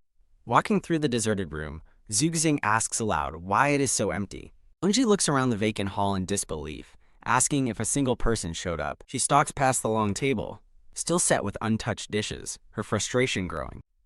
Unji takes a seat with a thump, glaring across the table while Zhu Geixing looks on helplessly. She calls out to Zhu Geixing, pointedly reminding him that he is from the strategy hall.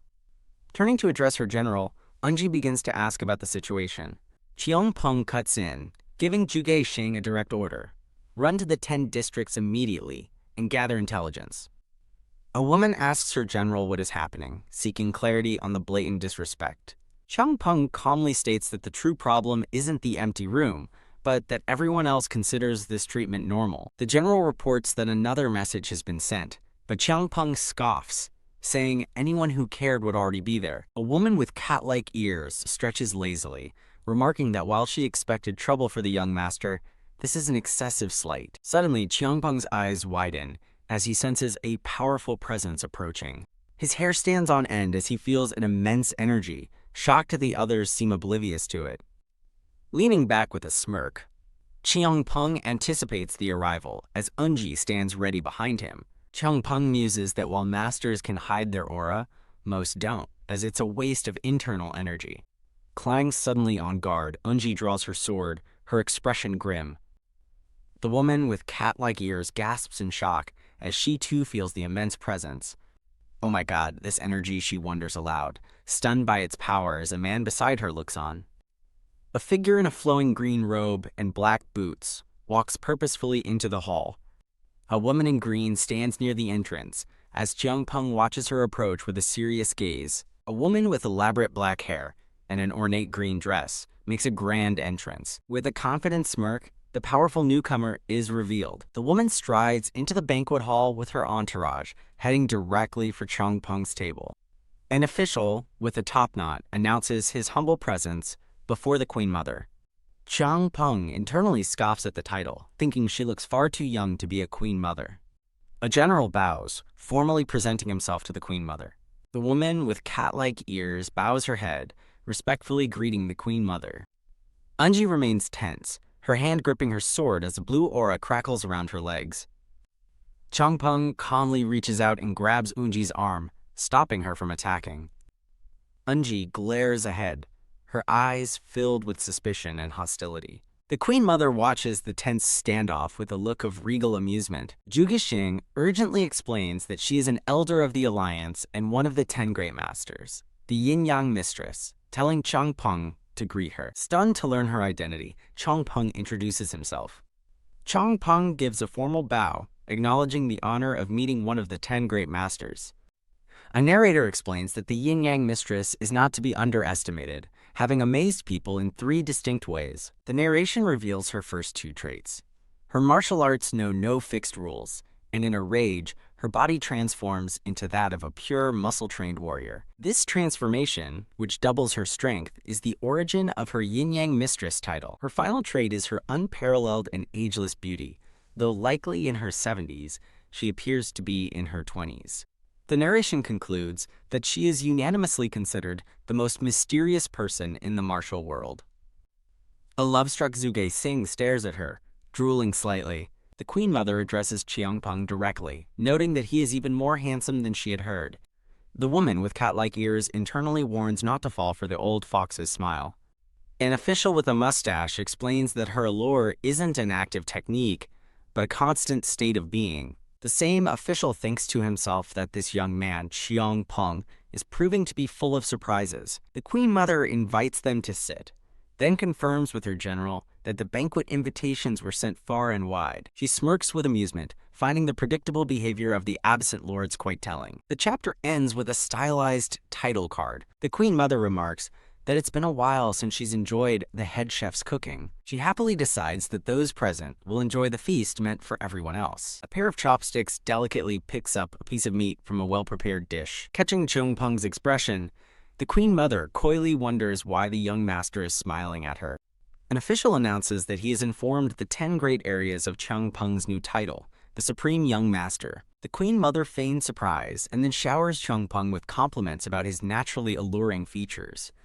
She continues praising his radiant eyes, while Chiang Peng maintains a stoic expression. She playfully suggests his skill at complimenting ladies must come from his time at the female-dominated Pear Blossom Palace. Chiang Peng bluntly retorts that he doesn't particularly like beautiful women. He calls them exhausting, explaining that having a treasure like a beautiful woman means constantly being targeted by others. He continues his lecture, warning that letting one's guard down for even a moment can lead to a blade in the heart. He concludes that unparalleled grace is a curse from heaven, turning every warrior into an enemy. The Queen Mother finds his cynical viewpoint on beauty interesting. Chiang Peng adds that the true challenge isn't becoming number 1, but staying there. He scoffs at the idea of fame, questioning if there's a worse hell than the endless tedious training required for mastery. The woman with cat-like ears silently concedes that he has a point. The Queen Mother dismisses the topic, remarking that since he doesn't have such treasures, it's not his problem. A woman with black hair and a green circlet requests that the will be read, as she was not present when it was first opened. The stern man with the mustache reads from a scroll, declaring that the 10 sworn masters must assist the heir with all their strength. After listening, the woman acknowledges the clause, prompting the man to ask if she finds something strange about it. She points out that the will provides no information on what the heir actually does, casting doubt on his identity. She argues there could be countless people with the nickname Eastern Flying Dragon or who use the name itself. Continuing her point, she questions the logic of the 8 great sects designating the young master of the Pear Blossom Palace as this figure. The man with the mustache calls her statement dangerous, countering that everyone knows of the famed Flying Dragon, comparing him to legends. The woman coolly challenges his assumption, asking if a well-known name automatically proves he's the one from the will. The man hesitates, then concedes that the most important task now is confirming if this Eastern Flying Dragon is the same one. He reminds everyone that the Murim Alliance leader's will is a serious matter that cannot be taken lightly. The woman declares that if his identity is confirmed, she will unconditionally follow the leader's will. Slam. The man in sunglasses abruptly stands, announcing he has something to say. The woman gestures for him to proceed, addressing him as an elite strategist. The man in sunglasses is momentarily stunned, realizing he was just subjected to the allure technique. He regains his composure, firmly stating the alliance leader would never choose an unworthy successor. He argues that based on the young master's renowned scholarly qualities, no one would dare to impersonate him.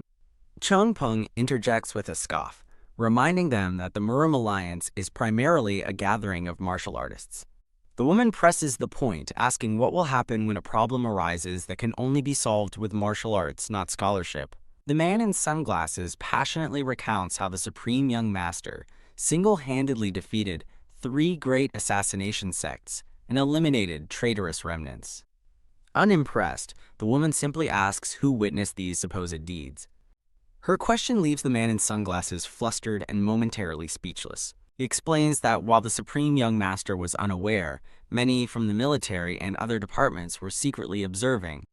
He reveals a key witness.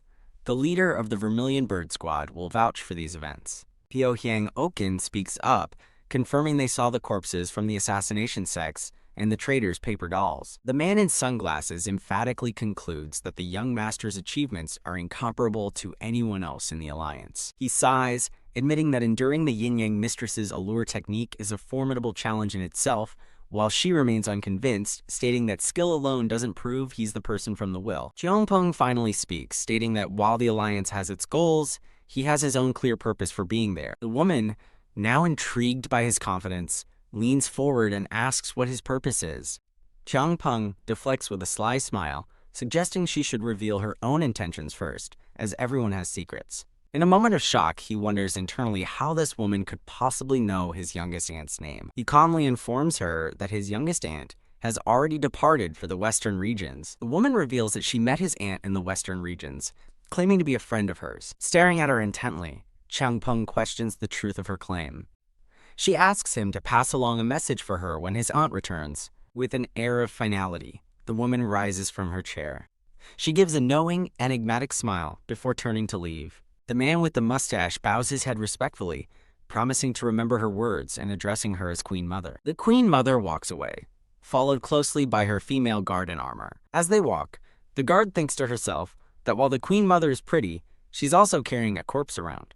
Overhearing this strange comment, Seoryang Oken is visibly shocked and confused, questioning what she meant by a corpse. The Queen Mother pauses and asks Cheong Peng if he has an interest in that kind of thing. Seoryang Oken turns to Cheong Peng, bewildered, and asking what the Queen Mother could have meant. With a serious and intense look, Cheong Peng admits that he doesn't know. From outside a tranquil estate, a voice is heard repeatedly demanding someone to speak. Seoryang Oken desperately presses Cheong Peng for an answer, begging him to tell her what's going on. The man in sunglasses muses to himself, shocked at the thought that such a perfect young lady could be a corpse. Cheong Peng stares into the distance, his expression grim and lost in thought. Turning his attention, Chongpeng addresses the man in sunglasses as Zhuge asking him why he is still standing. Chongpeng explains that he too struggled against the yin-yang sovereign's technique, but since Zhuge passed the test, he has proven himself worthy of being a close associate. He adds that while Zhuge may be loose-lipped, he's not a traitor, thus qualifying him to hear a secret. Thunderblast's granddaughter wonders if the comment she heard was a compliment or an insult. Thunderblast's granddaughter, looking exasperated, asks Chongpeng's companion if he is now going to speak about Unji. Chongpeng's companion reveals that Unji has been with him since they were young. Chongpeng's companion explains that Unji was always by his side since his frail childhood, and they did everything together, even sleeping together. Thunderblast's granddaughter reacts with shock and disbelief to the claim that they even slept together. Chongpeng's companion clarifies that Unji slept beside him to assist during his seizures, always calling a physician when needed. Thunderblast's granddaughter asks suspiciously if he did anything else while sleeping with Unji, to which Chongpeng's companion angrily retorts that she clearly doesn't want to hear more. Chongpeng's companion recounts how Unji fell off a cliff during training and tragically returned as a corpse. Chongpeng's companion somberly states that Unji was only 18 years old when she died. Thunderblast's granddaughter thinks about Unji's physical maturity, finding her precocious. Chongpeng's companion questions how something impossible could have happened, likely referring to Unji's death. Chongpeng's companion reveals that a person named Divine Healer, his personal physician, was in the palace at the time.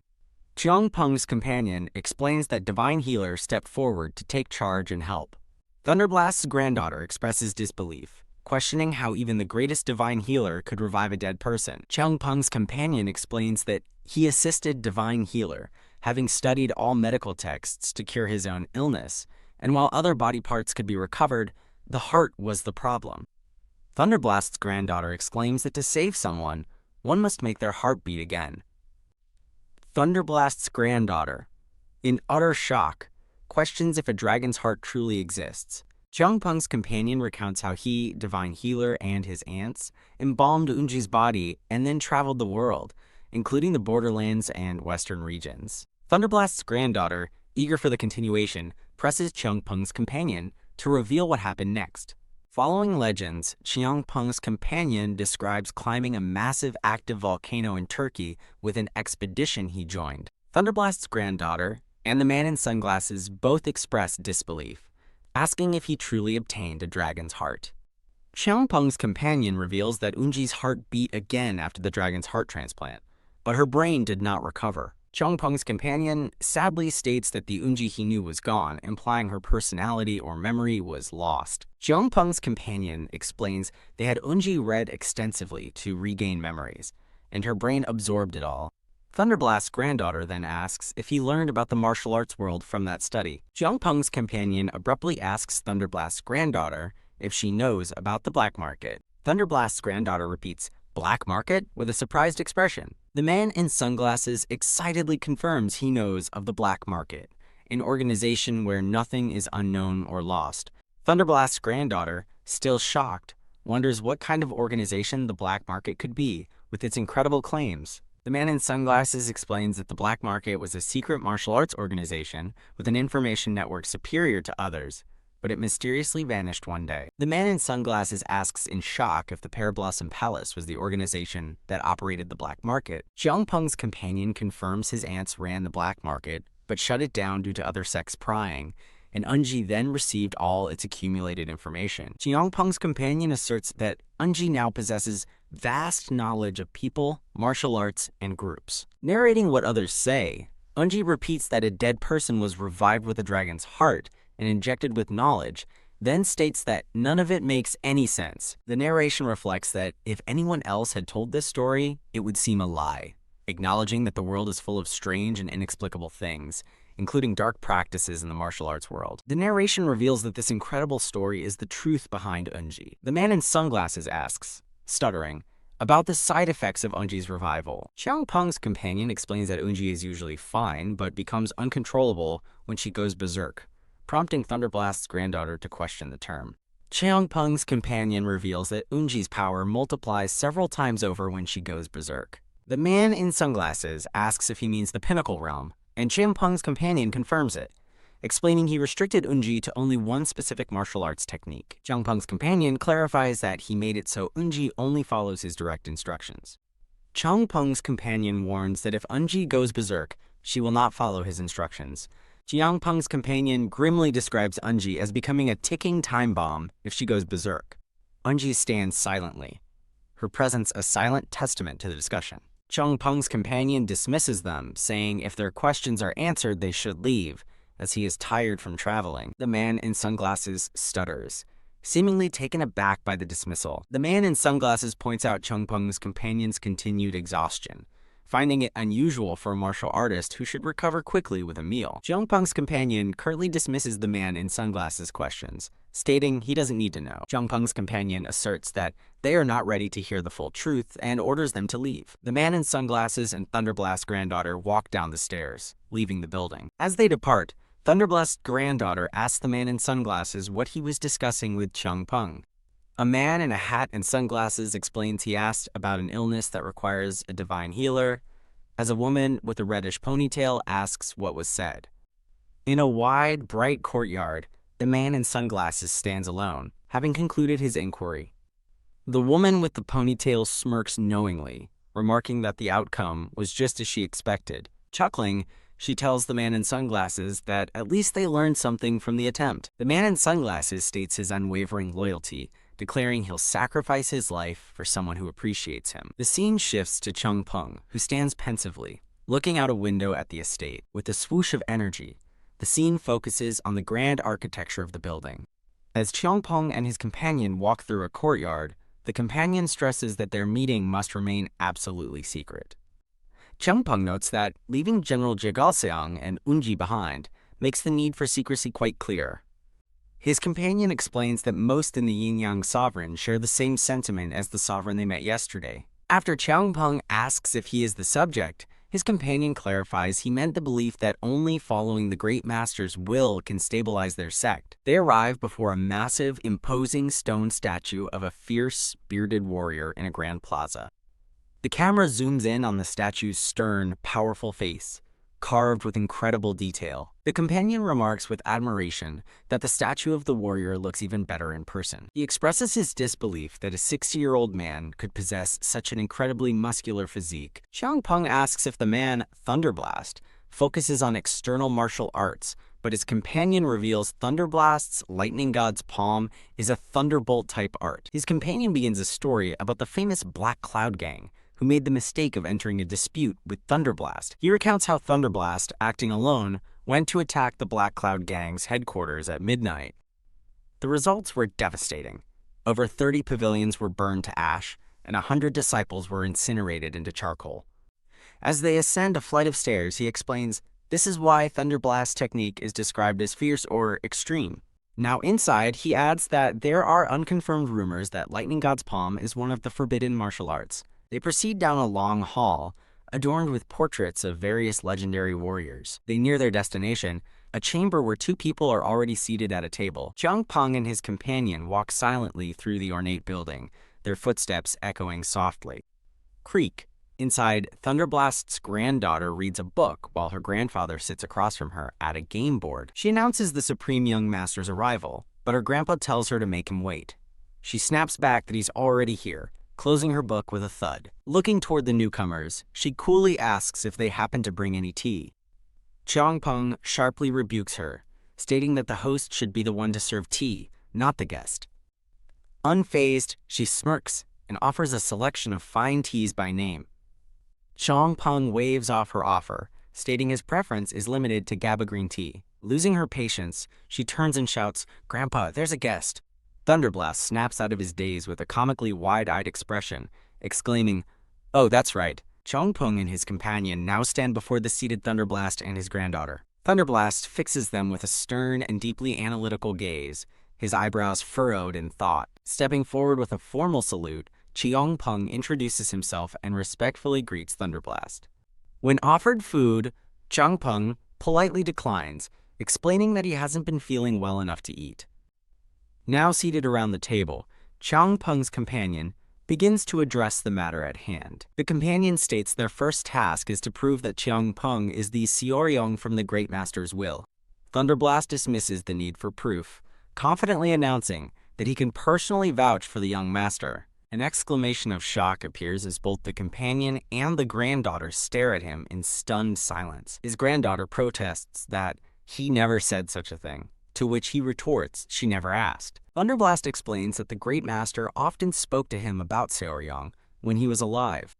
He recounts the Great Master's description of a young genius who passed exams, declined office, and mastered 3 pear blossom techniques before 15, asking if it's correct.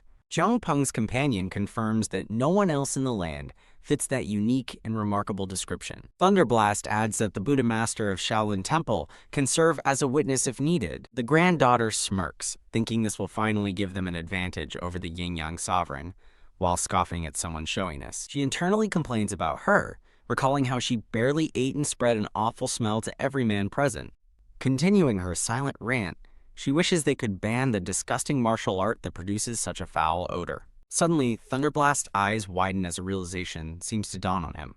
As he sits with his guests, Thunderblast thinks to himself, that awful smell. The sect leader declares Peng will be known as the supreme young leader by the Great Master's will, to which Peng affirms. The sect leader further states that Peng will succeed him as the leader of the sect. He informs Peng that 3 conditions must be fulfilled to end internal sect disputes. A red-haired woman seated at the table questions if this is due to a promise made 10 years ago. The sect leader explains they agreed to regular martial arts exchanges with the Central Plains. He clarifies that this exchange will involve all 7 successors, serving as a process to select the next leader. Peng asks if he is expected to excel in the martial arts exchange to be recognized as the successor. The sect leader states that Peng must humble all other sects, including demonic, heretical, and orthodox, to gain their acceptance. The red-haired woman questions the difficulty, while a mustached man reminds her that she is also a successor competing for the position. The sect leader asks if he has ever heard of the term defying heaven. Peng contemplates the meaning of defying heaven. The sect leader clarifies that defying heaven directly opposes the martial alliance, and traces of their large-scale activities have been found. He states that the previous grand leader's death seems connected to this defying heaven group, and demands Peng find at least a clue about them. All present at the table silently ponder the demanding conditions. The sect leader declares he will appoint Peng as the acting sect leader if he accepts these 3 conditions. The mustached man and the red-haired woman both react with startled expressions to the proposal. The red-haired woman protests, calling out to her grandfather, but he dismisses the elders and Grand Assembly as cowards who ran from their responsibilities. The sect leader further complains about being pushed into the acting sect leader role by cowards and receiving a meager salary. He rants that his salary is equivalent to that of palace maids of the 8th rank, who are not even close to the emperor.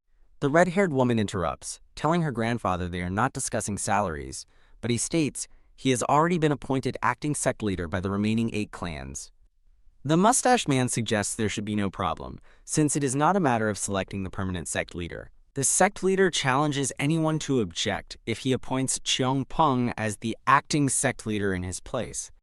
Peng looks stern and resolute as he clasps his hands. The red-haired woman gasps, looking utterly shocked by the turn of events. The mustached man questions the implications if Peng becomes the acting sect leader. The sect leader reminds him that his 3 proposed conditions are meant to silence any opposition. With a confident ha ha ha ha ha, the sect leader praises Peng's boldness and orders the entire martial alliance to be informed of the new acting sect leader. Peng, with a sly expression, demands the acting sect leader's position be transferred to him, suggesting a general secretary role would suffice. The sect leader explains that the acting sect leader, like all previous ones, should have an escort unit. Peng asks if any of them are near the tower, and the sect leader confirms not a single one. Peng observes that they must have all left and inquires about the leader of the guarding dragons squad. The sect leader explains that those resistant to change must be removed to start fresh, as this is a place where weakness is pounced upon by ruthless predators. Peng acknowledges the advice, stating he will keep it in mind as he rises from his seat. Peng and the sect leader walk away from the table, a soft thump sounding with their steps.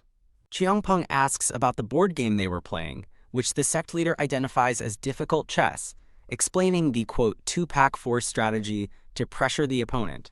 The sect leader points to a piece on the chessboard, indicating a move. Jiang Peng laughs, ha ha ha ha ha, as he and the mustache man walk away from the building, exclaiming his understanding. The mustache man compliments Chang Peng on his knack for chess. Chang Peng humbly replies it was a small gesture of gratitude, and then asks what the acting sect leader actually does in the sect. He asks if the acting sect leader merely stamps documents, but the mustached man clarifies their biggest role is to resolve disputes on behalf of the sect leader. Jiang Peng questions disputes, and the mustached man explains that constant conflicts arise both inside and outside the military. Mustached man recounts how the sudden death of the Sapa Alliance's blood prince years ago almost led to war between the demonic sect and Sapa. Jiang Peng expresses surprise at the Sapa successor's sudden death, and the mustache man explains he passed away at an inn while on an urgent matter in Yodong. The mustached man states the official cause was a heart attack, but many suspected the demonic sect used the white dream phantom technique,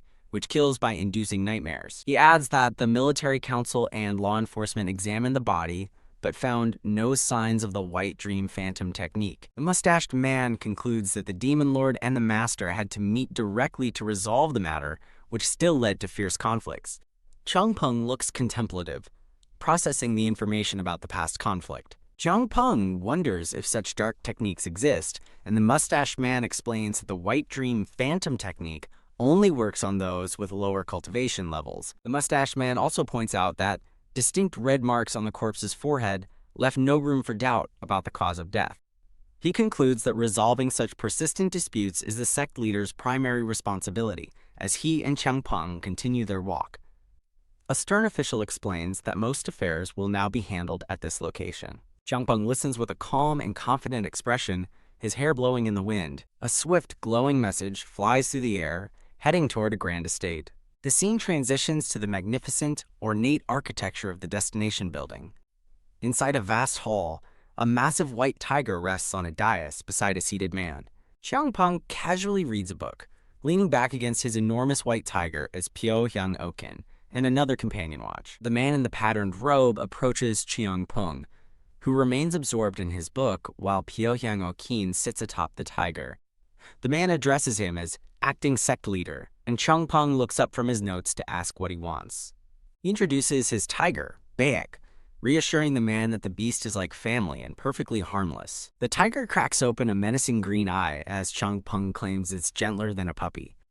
Changing the subject, Jiang Peng asks his companion if the announcement was successfully delivered. The man in sunglasses confirms it was, but adds that the atmosphere feels more like a party.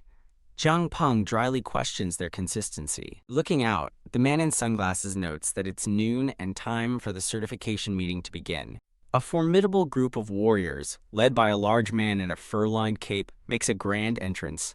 The leaders of the new arrivals, a gruff man and a sharp-eyed woman, observe the scene with suspicion. The general commander, a man with a distinctive mustache, orders his people to promptly assess the situation. The group approaches the platform, respectfully addressing Jiang Peng as Your Highness. Without looking up from his book, Jiang Peng casually remarks that he thought he had the time wrong again. The general commander apologetically admits that he should have conducted an inspection that morning, calling it his oversight. With a hard gaze, Jiang Peng asserts that it was his sole decision to call the assembly, leaving no room for opposition. The stern-faced man from the new contingent questions whether the representatives from the Blood Evil and White Tiger alliances are official. The two representatives quickly state they are present in a personal capacity, which Jiang Peng dismisses, while Seoryang awaken fumes at their audacity. Unfazed, Jiang Peng calmly invites everyone present to have a cup of fine tea before they leave. The stern man is visibly shocked, asking if this is the legendary tea brewed with rare ginseng oil from the Pear Blossom Palace. Jiang Peng clarifies he couldn't bring the ginseng oil because it spoils in air, telling them to enjoy his GABA tea instead. As the stern man savors the tea, the woman beside him scoffs, while the general commander impatiently orders a subordinate to check the 10th district. Jiang Peng coolly interrupts the general commander, reminding him that he already declared the matter unimportant. The general commander protests, stating the assembly is meant to introduce the acting official and his leadership plans for the alliance. Jiang Peng bluntly replies that he has no plans, calling himself a country bumpkin who just wanted to meet everyone. The general commander is left speechless and bewildered by the dismissive response. He internally fumes, thinking that if a top scholar is a country bumpkin, then every other scholar deserves death. Jiang Peng declares the assembly over for the day, citing a lack of attendance, and suggests they simply drink tea. He casually reminds them that regulations require a 3-day assembly, so they only have 2 more days to wait.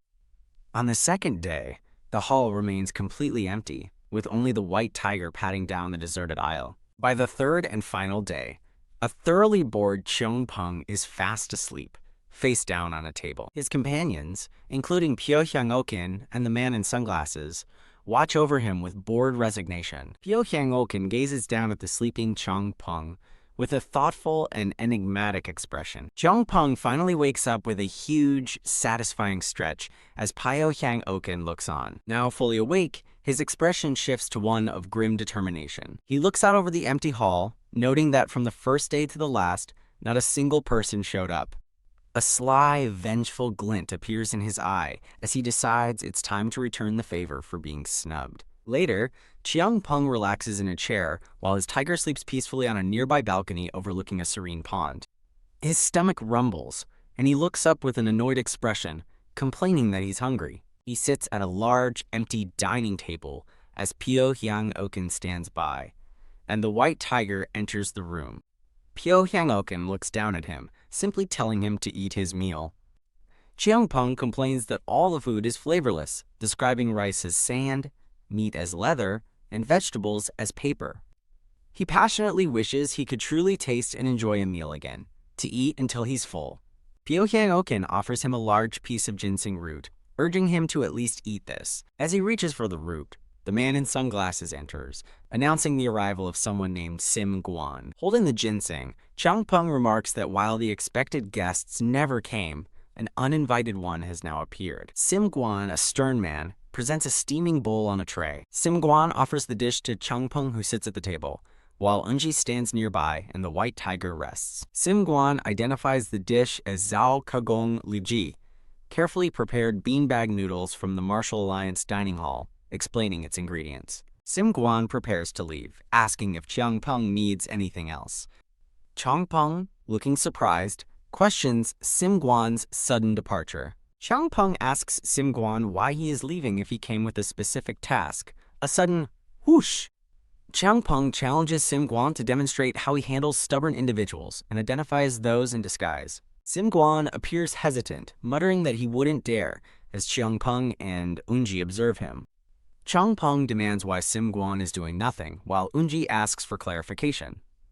A close-up shows the prepared bowl of noodles, waiting on the table. Jiang Peng taunts Sim Guan, suggesting he couldn't even manage a spoonful of the food, a subtle wish. Sim Guan replies with a faint smile that he is not in a position to eat. Jiang Peng intently studies Sim Guan, who seems evasive. Jiang Peng describes Sim Guan's energy as appearing bold but being a meticulous, thread-like force that penetrates the body. Unji directly asks Sim Guan if he is a eunuch. Jiang Peng assesses Sim Guan's rank, speculating he is a senior master or a third-rank official in palace criminal justice. Jiang Peng further theorizes Sim Guan could be a second-rank official, just beneath the Grand Eunuch. Jiang Peng, with Unji and the tiger present, urges Sim Guan to quickly conclude their business, as tomorrow's session will feel like a month. Unji repeats her question, asking Sim Guan if he is an eunuch. Sim Guan clarifies that the eunuch affair was a false accusation, stemming from his poor relationship with the Grand Eunuch. Jiang Peng dismisses the personal history, questioning why Sim Guan, with his martial arts skills, didn't use subordinates. Sim Guan looks surprised as Jiang Peng challenges him, implying he feared that searching for his former master's assassin would disrupt his peaceful life. Unji swiftly points a sword at Sim Guan, issuing a stern warning that further rudeness will result in his death. Jiang Peng notes that Unji's sword was deliberately aimed at Sim Guan. Jiang Peng flicks his hand, generating a glowing red streak of energy into the air. Sim Guan, enraged, admits he neither saw nor sensed the attack, wondering if it had been aimed at his forehead, while Jiang Peng asks if he now meets his qualifications. Unji orders Sim Guan to gather everyone. Sim Guan questions Unji's demand. Looking serious, Sim Guan protests that they have never gathered the entire group and cannot do so now. Jiang Peng instructs Sim Guan to gather as many people as possible and then return to him. Sim Guan stands up from the table, preparing to leave, with a soft thump. Sim Guan departs from the room, leaving Chiang Peng and Unji behind, with a soft thump. Chiang Peng explains that this is a small punishment for Sim Guan's inaction regarding his former master's death. Chiang Peng, with a sniff, lies his head near the dish, stating he will at least enjoy the smell of the Jiaokagong Liu Ji if he cannot eat it. Chiang Peng jokingly reminds Unji of her past harsh words to bandits, questioning her current gentleness. Chiang Peng identifies Unji as Princess Sa, the fourth peony aunt, expressing his exasperation at her many identities. Chiang Peng, leaning on his hand, admits that even hearing the names makes him cringe. Chiang Peng instructs Unji to attack him with everything she has, asking her to imagine he is being attacked. Unji lunges rapidly towards Chiang Peng, leaving a blur of movement with a swift whoosh. Unji stands directly in front of Chiang Peng, their faces close. A shimmering energy surrounds them. Chiang Peng remarks that Unji can cover the distance in a single breath, making time seem to freeze for her opponent.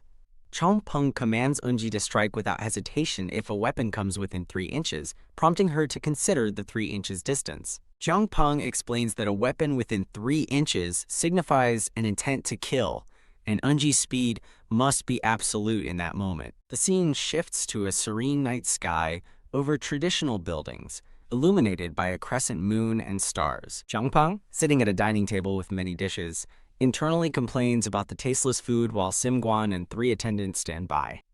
Chiang Peng decides to simply pretend to eat the meal. Sim Guan asks if something is wrong, mentioning they tasted everything, but Chiang Peng retorts that poison could be in the utensils or dishes with a subtle tease. A black crow, glowing with energy, flies swiftly through the room, a clear flap sound.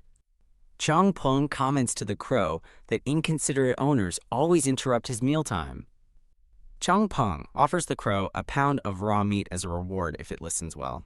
The black crow disposes of a small, glowing piece of what appears to be a poisoned item. Chiang Peng, with a knowing expression, confirms his suspicions about the poisoned food. Sim Guan reacts with shock, recognizing the poison as one of the 8 great poisons of the Seoryang Tang clan. Chiang Peng explains that the poison was applied to the chopsticks, not the food, leaving Sim Guan bewildered. Chiang Peng sternly questions Sim Guan's surprise, reminding him of his experience in the palace with poisons and assassination attempts. Chiang Peng orders everyone to go, prompting Sim Guan to ask where they are heading. Chiang Peng clarifies they are going to find the person who used the poison. Sim Guan stutters, questioning how Chiang Peng already knows who to look for. An attendant in a fancy robe greets Unji as Your Highness. The attendant looks startled as Chiang Peng, Sim Guan, and Unji walk past him. The attendant stutters, expressing alarm about the poison and asking what their next move will be. Chiang Peng explains that a direct approach to the Martial Alliance dining hall would be unwise.